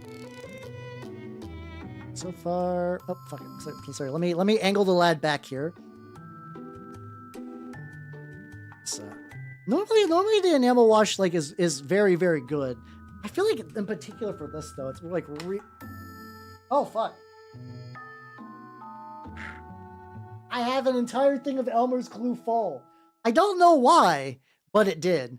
There we go. Maybe it's because this is like a grimy undead dude. That's like that effect really sells well. Yeah, I was remember. God, I think I was talking about like the fact that like weirdly magazines are having a resurgence, which is kind of fun. Like only in like indie spaces. I just love that like magazines went from being this like big syndicated thing that you would just find. They still exist. Like if you go to like a fucking like Barnes and Noble, there is still a magazine section. I don't recall like basically the last time I was there. Like I don't think there's any magazines that ever appeal to me now. All my favorites are like long gone and dead. Well, it's been nice just seeing like indie war game people like, yeah, we're doing our own magazines. I mean, a lot of them are more like zines and true magazines, but like still happening though for sure. Like the Glaive issue, which I still have not gotten to do like a full read on yet, has been very legit for that. There we go, lad. Excellent lad. Love this lad. All right, let's blow dry his ass now.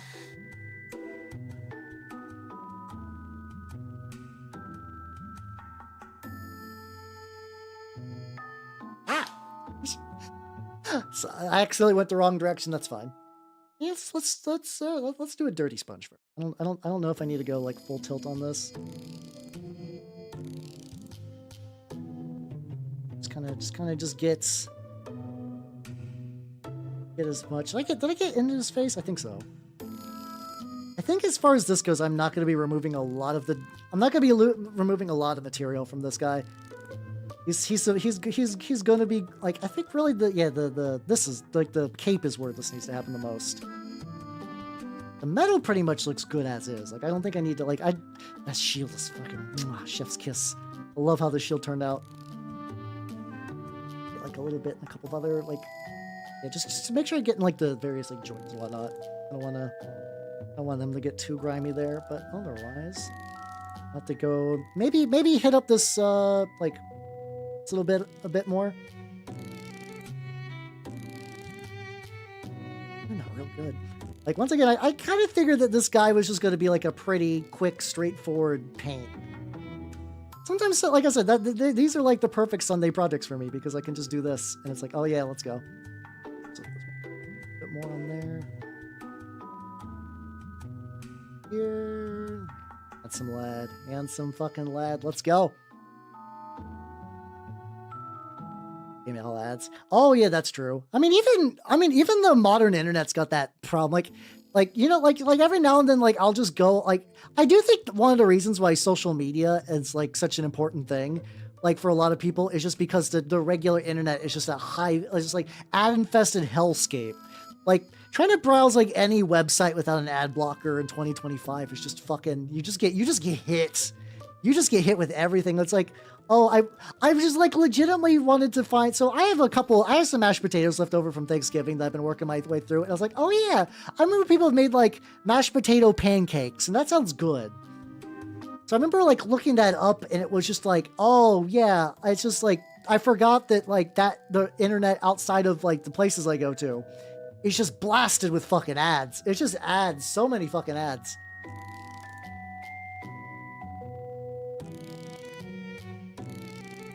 There we fucking go. Beautiful. Beautiful, beautiful, beautiful. Like, I feel like I'm actually actively not, let me try this. I'm like, I don't think I'm actively removing more. I think I'm still just enjoying poking it around anyway. But yeah, no, that really is the thing that happens. It's like you release a platform, it becomes like really important culturally. It gets loaded with ads because it turns out like a lot of these things just they're not like a lot of things that are good for like art and entertainment and just like society just aren't like very like cost effective. So they tend to get like swarmed with ads and they become useless. And then people move on to like, I think that's why also like Discord kind of blew up too, as opposed to like a forum kind of deal, because you don't have to deal with ads or anything. And like Discord really, really, really, really, really wants you to buy ads and like little extra bits and whatnot. But not buy ads. It wants to sell you ads for sure.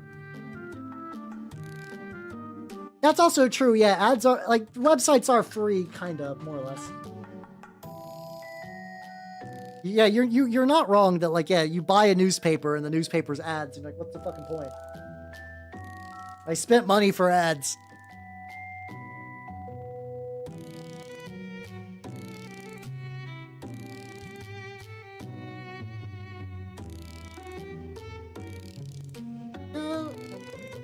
Paper towel.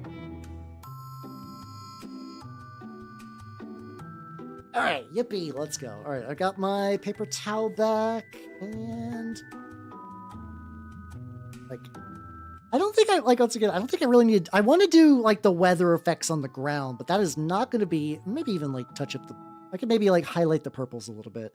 I think the purples like maybe like up there could use a little bit of highlight, but I need to wait for that to dry. I really need to wait for that to dry. And also maybe do like a little, I think if I use like a aluminum and do like a little bit of like stippling on there, that would look pretty bitchin'.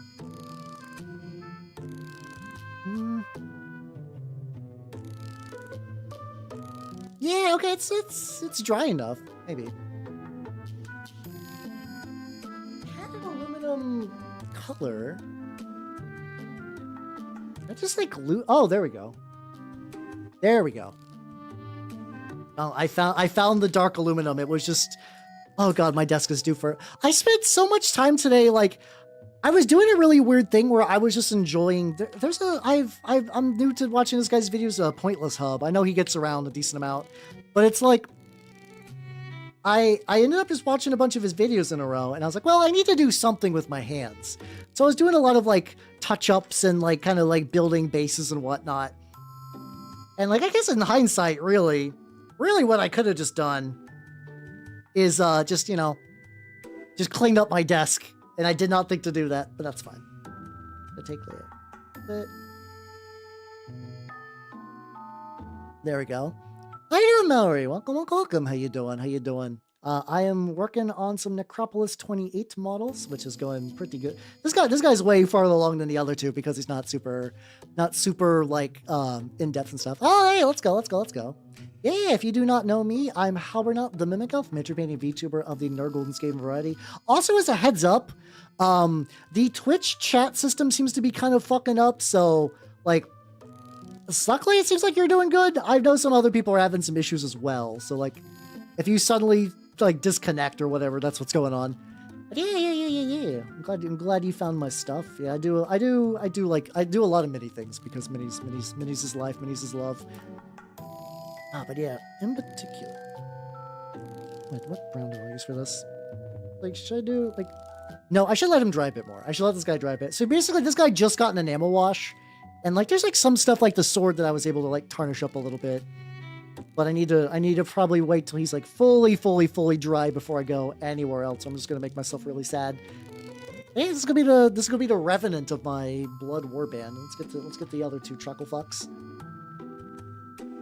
Trucklefuck number 1 looking pretty good. He's got like the Trucklefuck have a lot. I need to get like all the various like flesh tones and whatnot. Sip. Yeah, so yeah, I think like this year has been the most I've actually just like done anything with magazines or whatnot. I actually kind of buck wild this like kind of like entire world of like indie miniature publishing for like, when I say miniatures, for like 4 minis. Like that's like something that like a couple of years ago I would not assume existed, but it's like, yeah, no, there's all kinds of stuff. It's neat. It's really neat. And I think it's just because like my brain has been really big on this like enjoying things that are more actively DIY. That's been really fun. That's been really fun. So people that are like, yeah, fuck yeah, we're gonna do our own magazine in 2025. I'm like, fuck yeah, let's go, buddy. Makes me very happy. I think it's just because I also like really miss that I think I just miss articles. I know a lot of people getting their like reading an article fix from like more kind of traditional news and stuff. Like I guess I'm also like, and it's like one of those things that like whenever I talk to other people my age who are not into any of this, miniatures, like VTubers, stuff like that, which I understand, which is fair because like, so there's like a kind of like a, so I know there was like a big awards thing, and for like I think it's like a Twitch awards thing or whatever. I know there's like some controversy because like a guy who doesn't like VTubers, but had like an avatar won or whatever. But it's like also just one of those things too, is that like VTubing is just like a niche within a niche within a niche. So like the like even the most successful VTubers are still kind of smaller in the grand scheme of things. But yeah, anyway, for like the main point is that a lot of people my age, that it seems to like whenever I talk to them, they're like really more into like NPR and stuff. I guess that's where the average like millennial is reading articles these days. But it's like I miss goofier like hobby centric articles and stuff. And how you doing, Sadie? How you doing? Welcome. Hey, let's go. Did you see? I finally got around to seeing the trailer with the fucking lion dropping for Dawn of World 4, and like I really not like I feel what's the best way? Dark Angels in modern 40K, I'm like fine with. I don't actively like or dislike them. They're just an element of the setting. But even just like seeing like, oh shit, Mr. L. Johnson's here. Shit's getting wild. I was like, okay, let's go. I did enjoy that. But yeah, I just enjoy the comments. Were just like, I can't believe the Blood Angel stole a Primarch. Which, yeah. What generally did VTubers do? VTubers are kind of at the nexus point for a lot of things that people dislike, which makes us them whatever. Makes VTubing kind of like generally hated. So like, you know, you got the thing that a lot of people don't like streamers.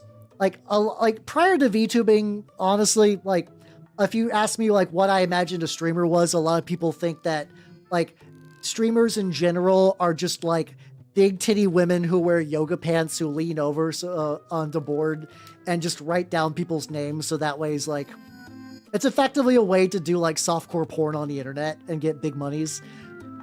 And then you got people that like, so you got people who hate streamers, and like, you know, there's various reasons to not enjoy streaming. I totally get it. But like you got that intersection, and then you got the intersection for people that like hate anime. It's like anything anime aesthetic at all. Like the kind of people that like, they're like, oh, anime? You must be some sort of just like weird sicko pervert. And like, as a weird sicko pervert, but like, I'm joking, but like, there's like I enjoy my fun anime pervert shit, but not in the way that like the typical like normal, just like random Joe thinks that anime is. I'm like, no, not that, no. I enjoy nothing criminal, but then you got those people that kind of assume, oh, anime stuff, it's like that. Like the kind of like I knew people growing up who were just like, yeah, anime is either Naruto or it's about just like Sailor Moon falling over and showing panties. That's like a lot of people still kind of think anime's like that. And like, you would think that would change because like you got a lot more like, you know, like Jujutsu Kaisen and Demon Slayer and like Chainsaw Man are showing up in public consciousness. But no, it's like, effectively these are the kind of offshoots of people that only watch like shonen stuff anyway. And they arguably just only really like the shows they like and think anything else anime is weird. So you got that. And then you got anime purists who do not like VTubers because it's like an affront to anime, or just like a lot of people who like what's it called? That's a good say. It's all good, Sally. It's all good. There are also a lot of people that are just like into anime that just think all VTubers are just like grifters and whores. Like that's not an uncommon belief either. So like it really is a nexus point of a lot of stuff that really gets. Oh, I don't know. I would argue that not everything is particularly fan servicey. It's or even the stuff that is fan service. We also got like, once again, this is another thing where it's like a lot of Zoomers are constantly put under the panopticon, and they assume that like if you see anything with bad wrong sex in it, that you need to explode. And I mean like consensual sex with two adults, like that kind of thing. That they're like, oh, that's a little weird. And see, exactly, Velka, exactly. I enjoy VTubing. I enjoy everything that goes with it, but a lot of people don't, and I understand that's fine. But like, you know, I'm also one of those people that like, if I don't like something, I won't interact with it. But then you also got like in these like award shows and stuff like that, you know, you got someone like, I don't know, like Iron Mouse, effectively. She's kind of like, you know, sort of broken into the mainstream more than like basically like Hololive and Iron Mouse are sort of like the vanguards of like VTubing and like your average person's mainstream kind of thought. And even then, still very niche. Still very, very niche. But that also means you anger people. They're like, what the fuck are these anime people doing on an award show? Or like if like she does like a little, I think she did like a musical number this year. I don't know. I don't watch these award shows because they're kind of stupid and nepotistic anyway. I'm gonna be real. Like it's like I just assume that, yeah, the usual. Somebody who plays like Tarkov to like, I don't know, like 8 million children is gonna have better results in any of these than like anybody else. Because that's just kind of how it is. You got big fan base, you win big award show. Are you doing anything particularly wild or innovative? Nah, but you got big fan base, so you're gonna win award show. Like, this is not my first rodeo. That's how video game award shows have been forever, you know? Like, what's gonna win this award show? Is it gonna be neat, innovative game, or is it gonna be whatever Ubisoft released this year? What? No way, it's an Ubisoft game. Oh shit, chat's back. Let's go. Yeah, let's go. It's sort of fixed. I'll take sort of fixed. Sort of fixed is better than not fixed at all at the end of the day. I'll take it. But yeah. So yeah, it's just the general like. There's also that kind of thing where it's like a lot of VTubers do like, you know, there's a lot of VTubers that want to be taken seriously as like an art form, and I understand that. I do understand that, and like conceptually, I agree with them. But I'm also fully on board with the idea of like, I go into this circle for weirdos because I enjoy being weird on the internet. I don't need the approval of just like the regular Twitch populace. Like, it would like, I don't know, would being a VTuber hold me back from like anything I might do? I don't know. I don't care. I enjoy VTubing because it feels good to VTube. But some people like legitimately seek like effectively are just like normies that hate them. They want to be loved or want to be like, at least like, they want to be considered like, I don't know, like an equal or like a peer, and that's just not happening. So I'm like, it do be like that. Yeah, that's true. A lot of people just watch them for like, it's also funny because that's also why like Genshin gets into a lot of those award shows. Because every time, or really any gachas, anytime a gacha is in an award show, the reason is because every time they're like, yo, hey, if we get X award at this award show, we're going to give you $1 million billion gacha bucks. So their fan base is going to be like, yeah, we want gacha bucks. We want gacha bucks. Been heading home for memorial. Oh shit! Hopefully the memorial was at least good. But yeah, I'm glad you're doing good at home. Yeah, exactly. Like there's no reason to seek validation from people who hate you. But also, you know, you do got a lot of like people who's put like I put a lot of myself into VTubing. I legitimately do. Like sometimes for the worse, you know. Sometimes if you get too like into the like you're like, you know, that's kind of the thing where it's like as hard as you try, sometimes like big number, small number does affect the brain. But like otherwise, my self-worth is not like fully tied into VTubing. But for a lot of people, like, you know, they're like, this is the only job they've been able to do, whether it's like an illness thing or they just don't fit right or whatever. So like when you like the kind of people that are like in a big corpo, but like even the whole life when they like go to the bank and they're like, I'd like to get a loan. They're like, what do you do for a living? And they have to be sheepish about it because it's still kind of embarrassing, even if you're in the highest tier. And a lot of people don't want it to be embarrassing because, like, you know, like I said, it is their job or like they like the only thing they've been good at.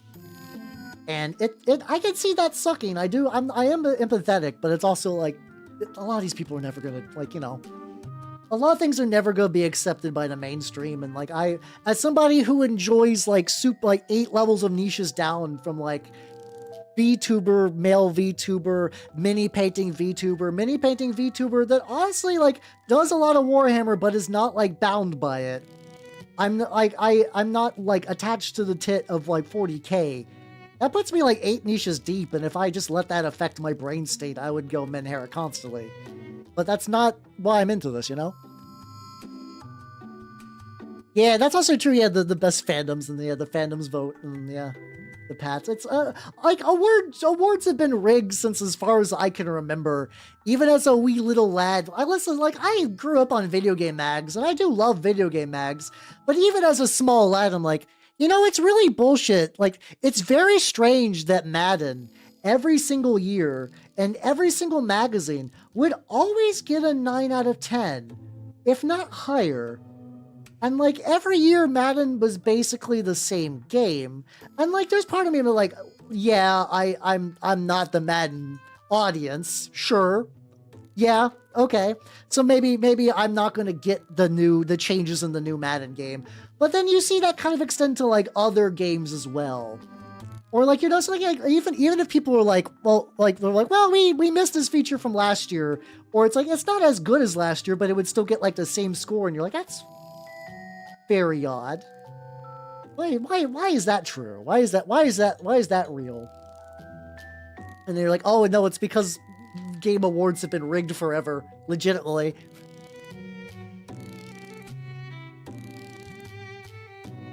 And it really just kind of extends into more or less like everything.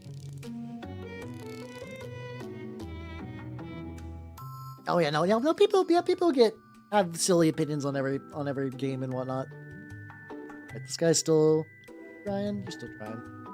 Really want to like touch him up a bit more, but like I can see the shines. I can see the shines, so I don't want to tweak the shines too much.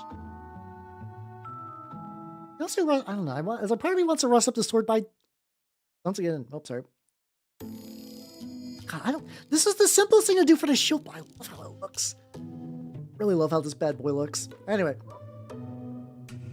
I want to glue this asshole. I want to glue this asshole to his base.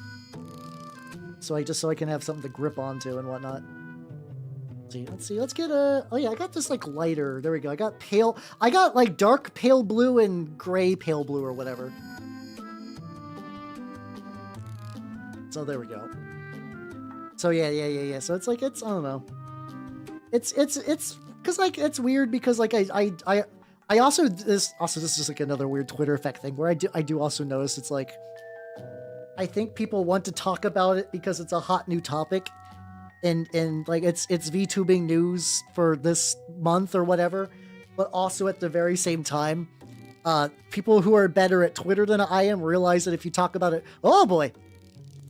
You talk about a trending thing, you get better views. I just had this explode all over my palette. Hold on, shut down. It didn't super explode, but definitely way more came out than I wanted. Gonna dab that. There we go. All right. Got most of that off, and then now I can do some dry brushing. Where'd my brush go? Yeah. I've been using like the same brush all night, but every now and then I'll just like put it in a slightly different spot, and then like, there we go. My object permanence kicks off. There we go.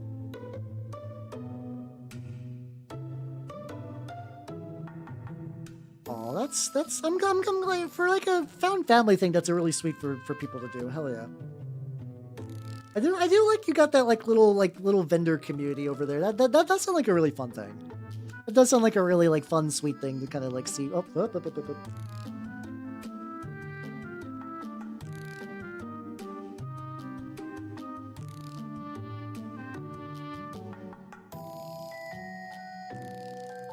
this. Look at this lad. There we go. This is what I'm talking about. I want this kind of like pale zombie look to him. Got this leg, and then okay. Do I want to get this? I guess I might just. I already have like a billion globs of paint on here. Yeah, I legitimately kind of feel like a good funeral should have a like light roasting. Like you don't want to like go up on stage and be like, yeah, this guy, he was an asshole. Like no, that's not me. Actually, even an asshole would probably be fine. But like, you know, not insult, but like I hope when I inevitably shuffle this mortal coil that people can at least give me like a cheeky little roast before I go on. I think that's the sauce of friendship is like a little light grilling. I think, sorry, asshole is a fun, like, kind of like joke insult that doesn't really mean much.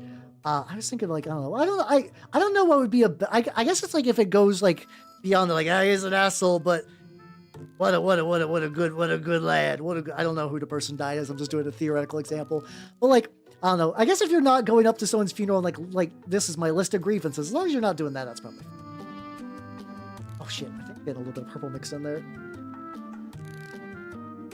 This guy's leg is just a little fucky. There we go. Alright, do I want to glue you guys to bases? Yeah. I feel like the more things I get to hold on to, the better. So let me get...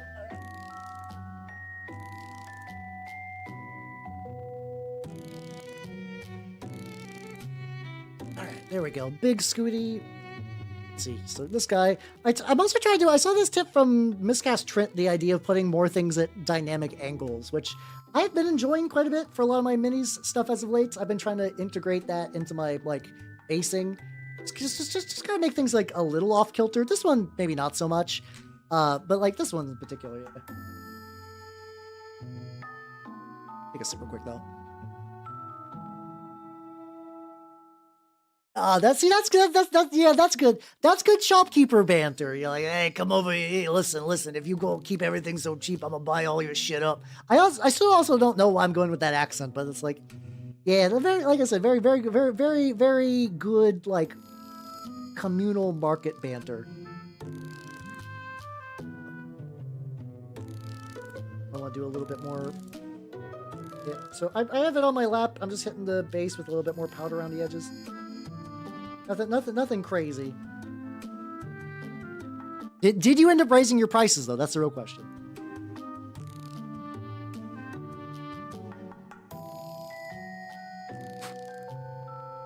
All right, so this guy's on his base. There's like a little bit of like residue, but I'll just paint that brown. You did. Hey, let's go. So hey, it worked. It totally worked then. Hell yeah. Oh no, actually no, I did do a bit of an incline. I think it's like, do I want to do like this foot in here and this foot up here? Yeah, so there's like a bit of an incline. A bit of it.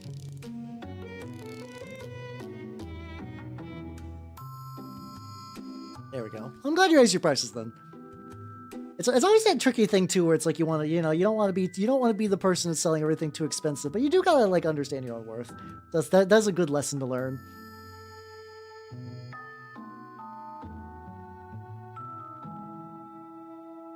So he's on there now, and then let me do another.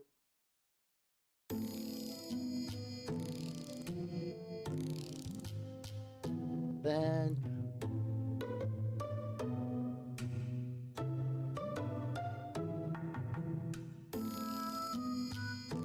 So I'm gonna remove that from my thing and put this up.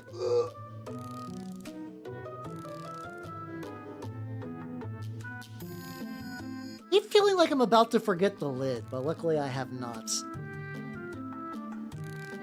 Go. So yeah, this one's also pretty sturdy on there.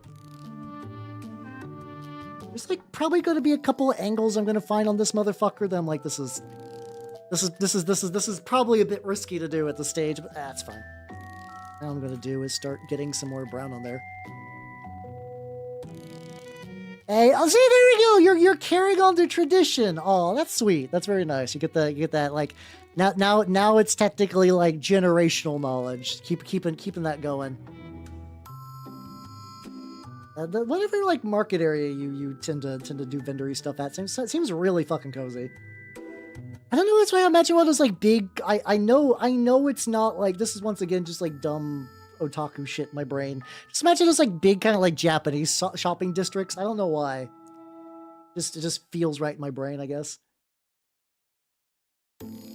Also, this also sounds weird, but I feel like I want to stop using weeb and start bringing back otaku, and I don't.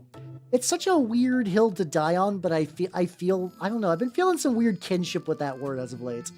It feels good, especially because like you also got like otaku and the concept of like being really into a specific, because like, you know, it'd be like there'd be like military otaku and technically like gunpla otaku and stuff like that. It's fun. It's a fun thing to do. I'm bringing it back. It really is. Sometimes I understand that otaku is a weeb way of saying this. I don't know. I don't like the way that like weeb culture is these days. So I'm going back. I'm going back to otaku, baby. Let's go. It's fun. It's fun. You guys should do that. You should do that. I've seen the state of weebs and I find them wanting. Embrace tradition. Return to otaku. I think it'd be worth it. It's also true, too, because if you call yourself an otaku and people who like anime don't know what you're talking about, you know they're a goober. You can shame them, no? I wouldn't directly shame them, but, you know. You get that little bit of like, I have to take your opinions into a different light, knowing that you don't know what otaku is. Now, if somebody's like, what the fuck are you calling yourself an otaku? Like, that's fine. That's an okay conversation to have. That's an acceptable conversation to have. You know? We got the feats. I guess now the goal is to angle the ass and just get those like little leather straps on there. Ah. Let me readjust legs before I go back into the leather pits. So like this is just once again they're not done. But this is just roughly what this warband is going to look like. Just like 3 dudes. I'm definitely putting a lot of points into these guys. They got like armor and weapons, like big ass weapons. What I eventually might do is like, I need to find out if I just have just like a loose zombie kicking around. Because if I do have a loose zombie kicking around, that would actually be legitimately very, very good for like, you can just get like a zombie with claws, but you in Necropolis, you could also get like a big undead like bone snake or like a lich. Basically, you get like the full gamut of like, you can get one of those like, this is a weird undead kind of like Gravelord Nito that's made out of like 10 dudes stitched together. You can even have one of those as your leader too. I just thought that guy was going to be like a good in game terms of Revenant, which is more like, yeah, you can get a lich, which is like the spellcaster leader, a Revenant, which is the more fightery leader. And then you can get, I think it's called like a Twisted Amalgam or something. There's basically a leader that is just like, yeah, just like a Gravelord Nito. It's just like a bunch of undead or just like a big horrid, like singular creature, like maybe like an undead dragon or something like that. I think the setting is supposed to be pretty loose, that if you want to kind of go nuts with a lot of like the theming, like there's like little like bits about that's like, yeah, it's everything's dead, like fresh, like preserved flesh that's not zombified is like a big resource for certain factions. Like the Rotten Goddess people really like that shit, which makes sense. It's like, you know, it's a perishable rare resource, so you might as well. How you doing? How you doing, Chris? How you doing? For these guys for like a.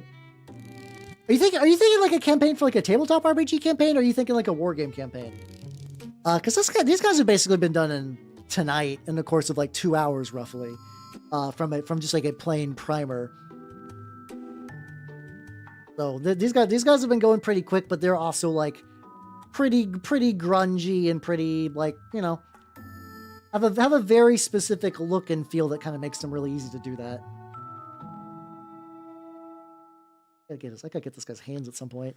Like at the very least, I can get this the glove guy. I can get the glove guy. But as far as like, I know you can also do a campaign for Necropolis28, but I've looked into the rules for the game long enough to get a gist of like how it plays and like what I need to build a starter warband. I think there's campaign rules, but I have not looked into them. I have not looked into Necropolis28 campaign rules. I assume it's got like anything that has like a money-based system of advancement seems to be pretty well suited for a campaign. Like the resource this one uses called obols, which are like magic-filled silver, because that sounds pretty cool. And you start with like 300 unless you take a perk that gives you a little bit more, which it seems like that perk kind of just ends up with like you getting like an extra dude. Which, I don't know, like I said, I don't know how important extra dudes are. Like, I have 3 in my warband. That feels really low. Like, the example warband has 5, but it's like 2 of the guys in the example warband are just like Chumpo with claws, and then other Chumpo with claws, and then Chumpo with bow, and then Chumpo with, like, basic armor, and then, like, a lich that I don't even know if the lich example has armor on them. And like for me, I've gone way more into gear, but like considering that these guys are like kind of basic bitch sword wielders, I don't know if like the fact that they have like a 2-handed weapon is going to be that beneficial to them in the end. I guess I'll find out at the end of the day. Oh yeah, that's true. The weed. I don't get that a huge amount, but like I can totally see that. I didn't really talk about any sort of like anime, otaku, anything. Once again, like my tabletop group that I play, like basically all my groups are aware that I'm a VTuber, and that like, but they generally know like very basic stuff about it. They're like, oh yeah, you do VTubing stuff. Siri, stop. Stop. There we go. Like they know generally what I do, but they're not interested in it, and like not in like a bad way. Or so they're like, yeah, no, they're different sections of enjoying things in life. So it's like, yeah, those still pop in, especially like there's like people from my regular tabletop group, like the wargaming group pop in, just see me paint minis. I'm like, oh shit. Early preview of what I'm gonna be fighting you nerds with. So yeah, it's coming. That's kind of fun, but yeah. Otherwise, I rarely say the word weeb out loud unless it's on stream. I don't have a good reason to, mind you, so like it doesn't really matter. So it's all good. There we go. We got your gloves. That's gonna take a while. He's got arm wraps, and I guess I could also do the arm wraps in that same like medium gray that I've been doing everything else with. Yeah, I don't want to have like a lot of fabric variety. So if I can kind of like make that more consistent, that'll be the way to. I do like having this base to grab onto. I don't know if like after stream I'm gonna have to like get real, because he's got some like really precise details in a couple of areas. I don't know if it's like going to be the easiest thing for me to grab midstream. It'll be fine. This is at the end of the day. This is also like a fucked up zombie. So if I need to go back and like if I need to do some like tactical grit, I have that as an option.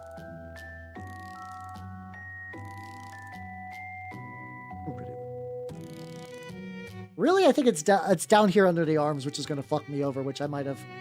Once again, I might have jumped the gun a little bit too much.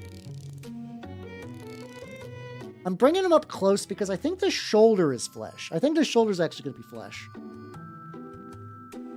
But yeah, even though talk about even like anime stuff, I've very much lapsed. It's been I don't remember like the last actual anime I ended up just like watching a lot of.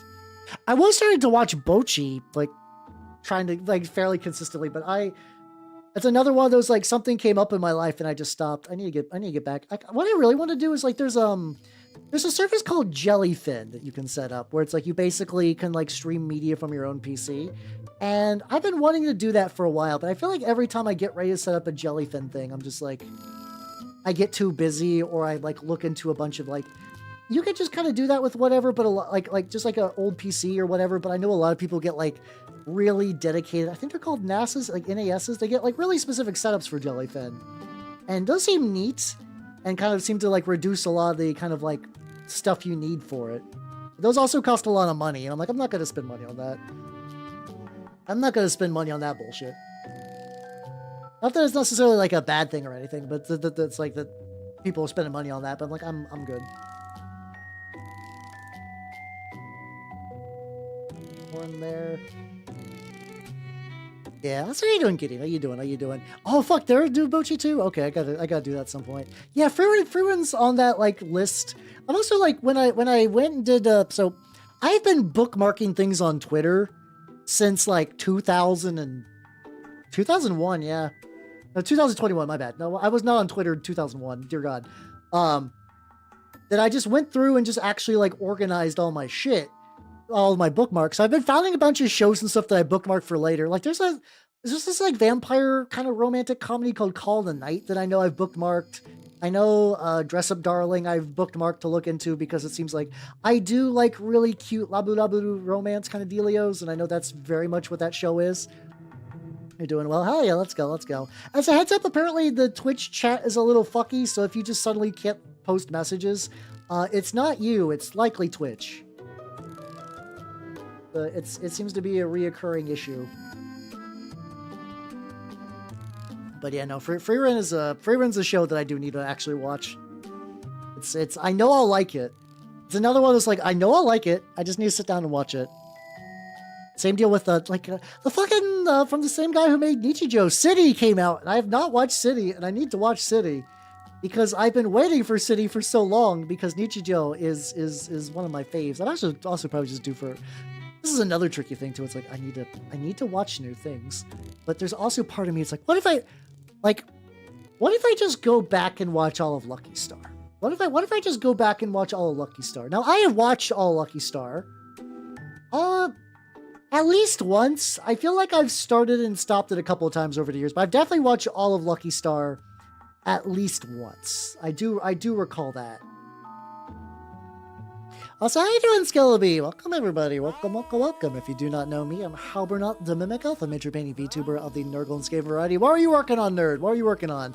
I am working on some minis for Necropolis28. Also, I think chat's still fucked because of Twitch reasons, so if anyone's having a hard time chatting, that's what's going on. Yeah, so I got, this is a really cool war game where you just need, like, a small handful of models. Oh my god, this guy's huge compared to his dorks. I started painting these today. This is going to be my Revenant and then 2 husks with great weapons. This guy's been enamel washed and still technically drying. These 2 chuckle fucks, I'm kind of like hitting up a couple of extra colors and stuff. But hey, hopefully what you were painting on worked out pretty well. I forget if I said my whole spiel, but if paint is... Oh, fuck yeah, there was a very brief period where I was like considering getting into Flesh Eater Quartz, and the big fuck off zombie dragon is a really, really nice model. Didn't they do a new zombie dragon recently-ish? I enjoyed the old one just fine. I vaguely recall that there was a newer zombie dragon that also fucked. Flesh Eater Quartz just kind of just continued to fuck as a range. Oh yeah, how you doing, Nitro? Welcome, welcome, welcome. Oh yeah, I'm sure it's like a fuckload of details. I've been doing a lot of smaller projects. Basically what I've been doing lately is I've been cleaning off my desk, and deep in my desk I've been finding like on one of my painting desks I've been finding projects that I kind of started but didn't do anything with, which is like this. Yeah, that sounds about right for a big model like that. So thank you for the hydrate. Give my Padre a kiss. Also, enjoy your lurk now. Enjoy your lurk. So I'm just making sure I'm like nice and properly hydrated because big thirst is real. I'm a shill for big water. I do go through a lot of water when I drink. There's like some people that just like don't drink any water, and I'm just completely blasting through water. Like prior to stream, mid stream, after stream, I just go through so much water a day. It's good though. Keeps me well moisturized and whatnot. Yeah. As I continue to age, I need all the water I can. But yeah, I should watch. Yeah, as an old elf, I should watch Freerun just to see another old elf just doing old elf things. I have been in a very like melancholy nostalgia mood as of late, so that show would actually probably hit pretty hard right now. So I might need to really get on that. This is what I'm talking about. So like, I think I mentioned before that I'm gonna be changing up the schedule, just so I have more like time to not burn out. I might even use some of that legitimately to catch up on some anime that I've just not watched, so I can talk about it and stuff. Because you know, I do like anime. It's just been a while since I've kind of like actively watched a lot of it. I belted I'm the thirstiest little flower, but I shouldn't because that's a very different kind of thing. How you doing? So I paint minis every Sunday. That's been consistent for like 4 years. Of course I'm painting minis. Check it out. These are some dorks for Necropolis28, and they've been doing very, very well. Especially this motherfucker. I'm very happy the way he turned out. He's not done yet. I need to wait for the enamels to fully... I might still do a little glow. I don't know if I want to go super deep on that glow, though. Like maybe like a little... Like a very pale glow might be nice. I don't know. I could also just keep it just kind of burnt out, just because, like, you know, he's dead. He's not gonna be lighting shit. But yeah, I'm very happy. This is from Blightbones did the torso, and the head and the shield are from Arena Rex. So yeah, I'm very. The funny thing, I was like, I got this torso, I got this head. Oh, and then it just happened from there. How you doing, Shasra? How you doing? Welcome. I'd be working on my Necropolis, lads. Oh no, that's fair. I'm just giving you shit. Do not worry. I know there's a bit. I need to pretend to be offended so that way I can shame you into painting minis. How's the minis coming though? How's the minis coming? Tonight's been going good for me, and then also I'm gonna be working on another guy that this guy that I just put together today. Based on a narrative turnip event I was a part of. So it's actually really cool. I really like the idea of going to an event and then like getting a model built for like roll a bunch of tables and then go home and just build that model.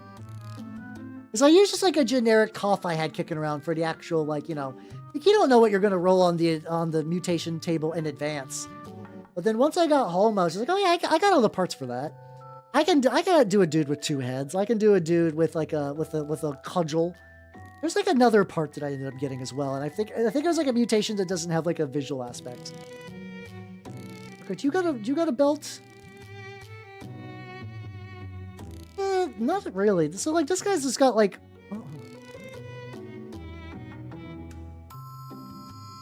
No, not really. No. Okay. Look at these happy lads. Make some. Hey, let's go. Doing militia and like other like I guess solar auxilia projects too for Horus Heresy is really fun. Cause you just got a lot more freedom to fuck around, so why not? Okay, this guy's got a couple of layers I need to like chop. Oh fuck, this is getting too thin. Can I like reactivate that a little bit? A little bit. There we go. But yeah, no, I'm in a weird spot where it's like I have a bunch of projects kind of wrapping up, but also a bunch I need to get started on. It's interesting. I legitimately I kind of enjoy my forever project grind. It sounds weird because I technically like I think a lot of people when they do mini painting they're just like oh yeah, I have one army and I painted all my models, I'm done. And I don't like that. I don't like that. Now, do I deny myself the sweet serotonin of the finish line? Yes, but I also don't care that much. It's fine. It's fine. I think also we got an ad break about the trigger soon.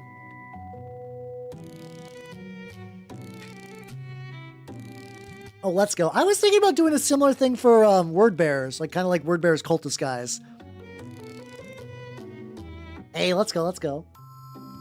I mean, only needing like two more minis to do that. It's pretty legit. Once again, I still need to do the proper inventory of like all the stuff for Trench Crusade that I need to have like a full complete roster. It's getting there.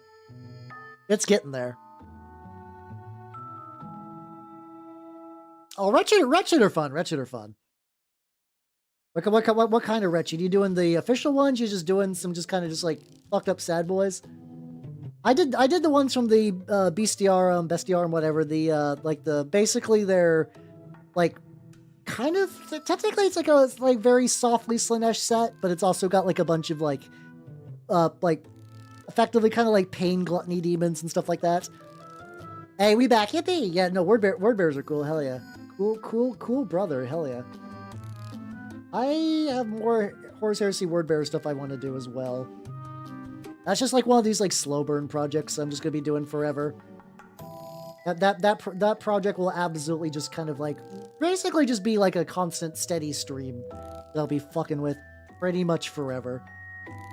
Because, you know, Horus Heresy's got like, I know you could do smaller events, and I do want to do a smaller event, but also like you could just get like a fuckload of models for like 3,000 points. Yeah, what? Oh yeah, there we go.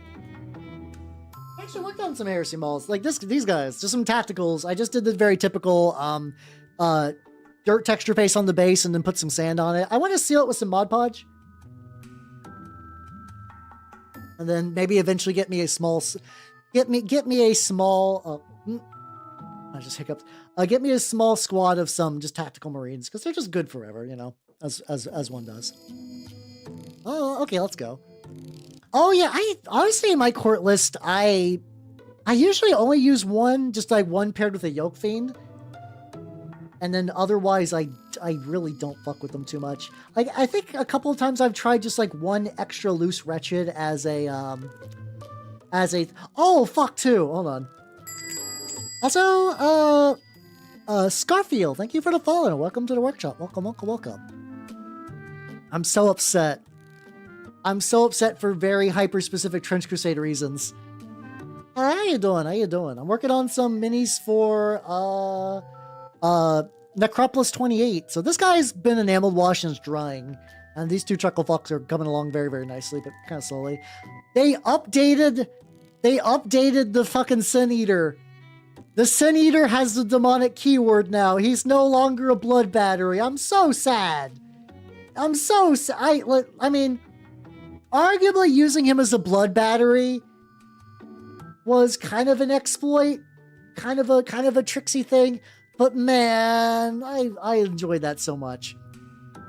I'm not upset that they did it. Like it's not that negatively affecting me, but like, eh. I guess I can still buy dogs. I know you can, I think you can, I forget if you can do that. That's true. I mean, you can do that. Yeah, that's true. I could just put a Wretched inside and just have, I actually never have tried that. That's actually like a really legit idea. I should start doing that. It's like, yeah, that's only like another like 25. I also gotta buy it a weapon too, but that's not the biggest deal. Yeah, shit, that's a good idea. Fuck, I'm gonna have to. I don't know when's the next time I'm gonna be able to play court, but I need to start integrating that in my list for sure. Ah, fuck.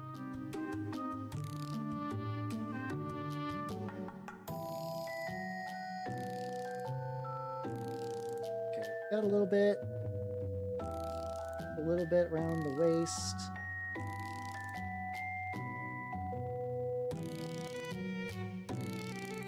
Getting really quiet because I'm in that little waist, but there we go.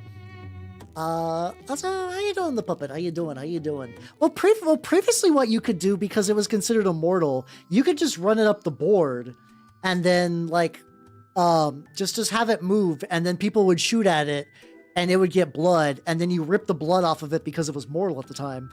So that's like a really efficient way to get blood stuff. Geno 5-2 in the Legion. Hey, let's go. I mean, no, YouTube. Every now and then the YouTube chats and the Twitch chats, they touch, and every time they touch, I feel the static, and every time they kiss, I swear, I had to. Listen, I had to do that. Let's see. There's a couple little bits I can get. Let me get a little bit of the white dry brush on, or I guess the light gray dry brush on some of the stuff. Yeah. Sometimes you nerds do touch tips, true. So let's get this guy in. Nothing too bananas. Just get a little bit more of that like lighter gray here. I'm very happy the way the scheme came together. There's definitely some bits I'm gonna need to like Probably touch up once I can get like up deep into its gooch later. But for right now, it's turned out pretty legit. These are very much in the like, they're not done, but if somebody's like, Hal, tomorrow we're playing Necropolis28, be there or be square. I wouldn't feel bad running this guy. I would not feel too bad running this lad. They're definitely not done though. Definitely not done. But yeah. I never really consider, because like I always saw the rules of eating your own guy for that, and I just legitimately never thought about it too hard. I was like, I kind of always assumed, probably very wrongly, that you would eat your own guy as like a safe transport method. Like, yeah, sure, you get blood on them, but like technically you wouldn't get shot off the table. So I was like, okay, but there might be some like very niche uses for transport, but the idea of consuming your own wretched actually makes a lot of sense, and probably might need to start doing that now. Oh, 100%. Well, the thing is, like, Bestiarum, the like, already kind of has a bit of that feel, and I don't purposely go like, today I will do a Dark Souls mini. But like, there is like a lot of that just kind of bleeds into my painting style accidentally. Yeah, Sin Eater Bus. I don't know if that was a real strat or not. I kind of doubt it, but like, I'm fully aware that this guy definitely came out very Souls looking. And these guys is like fucked up undead kind of also fit in that. Also, my color schemes and like enamels and stuff tend to look very Souls-ish. So like, it's not totally lost on me, but it's not something like I said, I don't really set out to do it necessarily. Happy little accident territory for sure. Let's get a little bit of the purple dry brush. I think I can get a little of the purple dry brush before I gotta skedaddle. Get a little bit more on here. I need to, so this is like my dry brush palette that I need to just reprime black. It's been so long since I just primed a black. Actually, I might have only primed a black once and just kind of done, just repeatedly just dry brush over that shit. Get a little bit in some of this. A little bit on the necklace. Probably need to touch up some areas later, but for now that looks pretty good. His ass do be highlighted. It's just a Dark Souls of 20. I mean, Necropolis28 is already a very Dark Souls setting. Everything that's living is dead, and it's just all zombies and ghosts and whatnot. That is inherently like I don't know how much of it was directly inspired by any of the Soulsborne games. I'm sure it's a kind of like incidental nerd radiation, where it's like a thing that is kind of like popular like that will just kind of leak everywhere. My Plague Knights in Melee turn 1. Ah, I got you. Okay, so some people are doing the party boss. Okay, I see. But yeah, I legitimately actually, the weird thing is I have not. I need to look on Instagram to see if more people's like warbands for this. It's like one of those things. It's like there's so much of the hobby of just like niche war games is very much on Instagram. There's also a Discord for this game too, but straight up I was like, I don't want to join a Discord for a game that I don't know if I like yet. And then like legitimately a friend of mine in my tabletop groups is like, here you go, Hal, here's just the rule book. I'm like, thank you.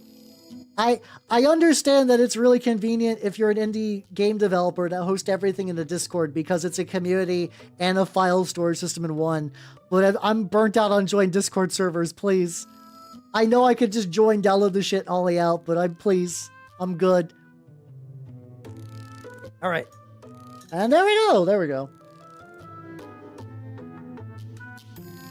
What we got? Lad, and lad. Not done. Pretty good, though. I'm feeling pretty good about this collection of lads. Hell yeah. And with that, let's go to the chatting screen. All right. Thank you, nerds, for coming. I had a lot of fun. So this is the schedule for next week. Let me pause the music so I can actually like hear my thoughts real quick, Choto. So, kind of biggish schedule change. At least I want to try this to see if this works. I want to try this out to see how this does for my brains and whatnot. So basically, no Saturday stream, but to kind of compensate, the Sunday stream is now going to be like a regularly scheduled stream. It's going to start on 7. Probably be about roughly 4 hours, maybe a bit longer. Yeah, there we go. So that should kind of balance out. That should kind of balance out. So that basically what I'm hoping for is that gives me an entire day where I'm not expected to do anything. That sounds weird, but it's like every day of the week has been spoken with obligations. So having that as like a little release valve is kind of nice. So yeah. But yeah, with that, thank you nerds for coming. Everybody on YouTube, no, still paint nerds, still paint. Everyone on YouTube, I'm gonna cut you nerds loose. So bye YouTube people, bye bye.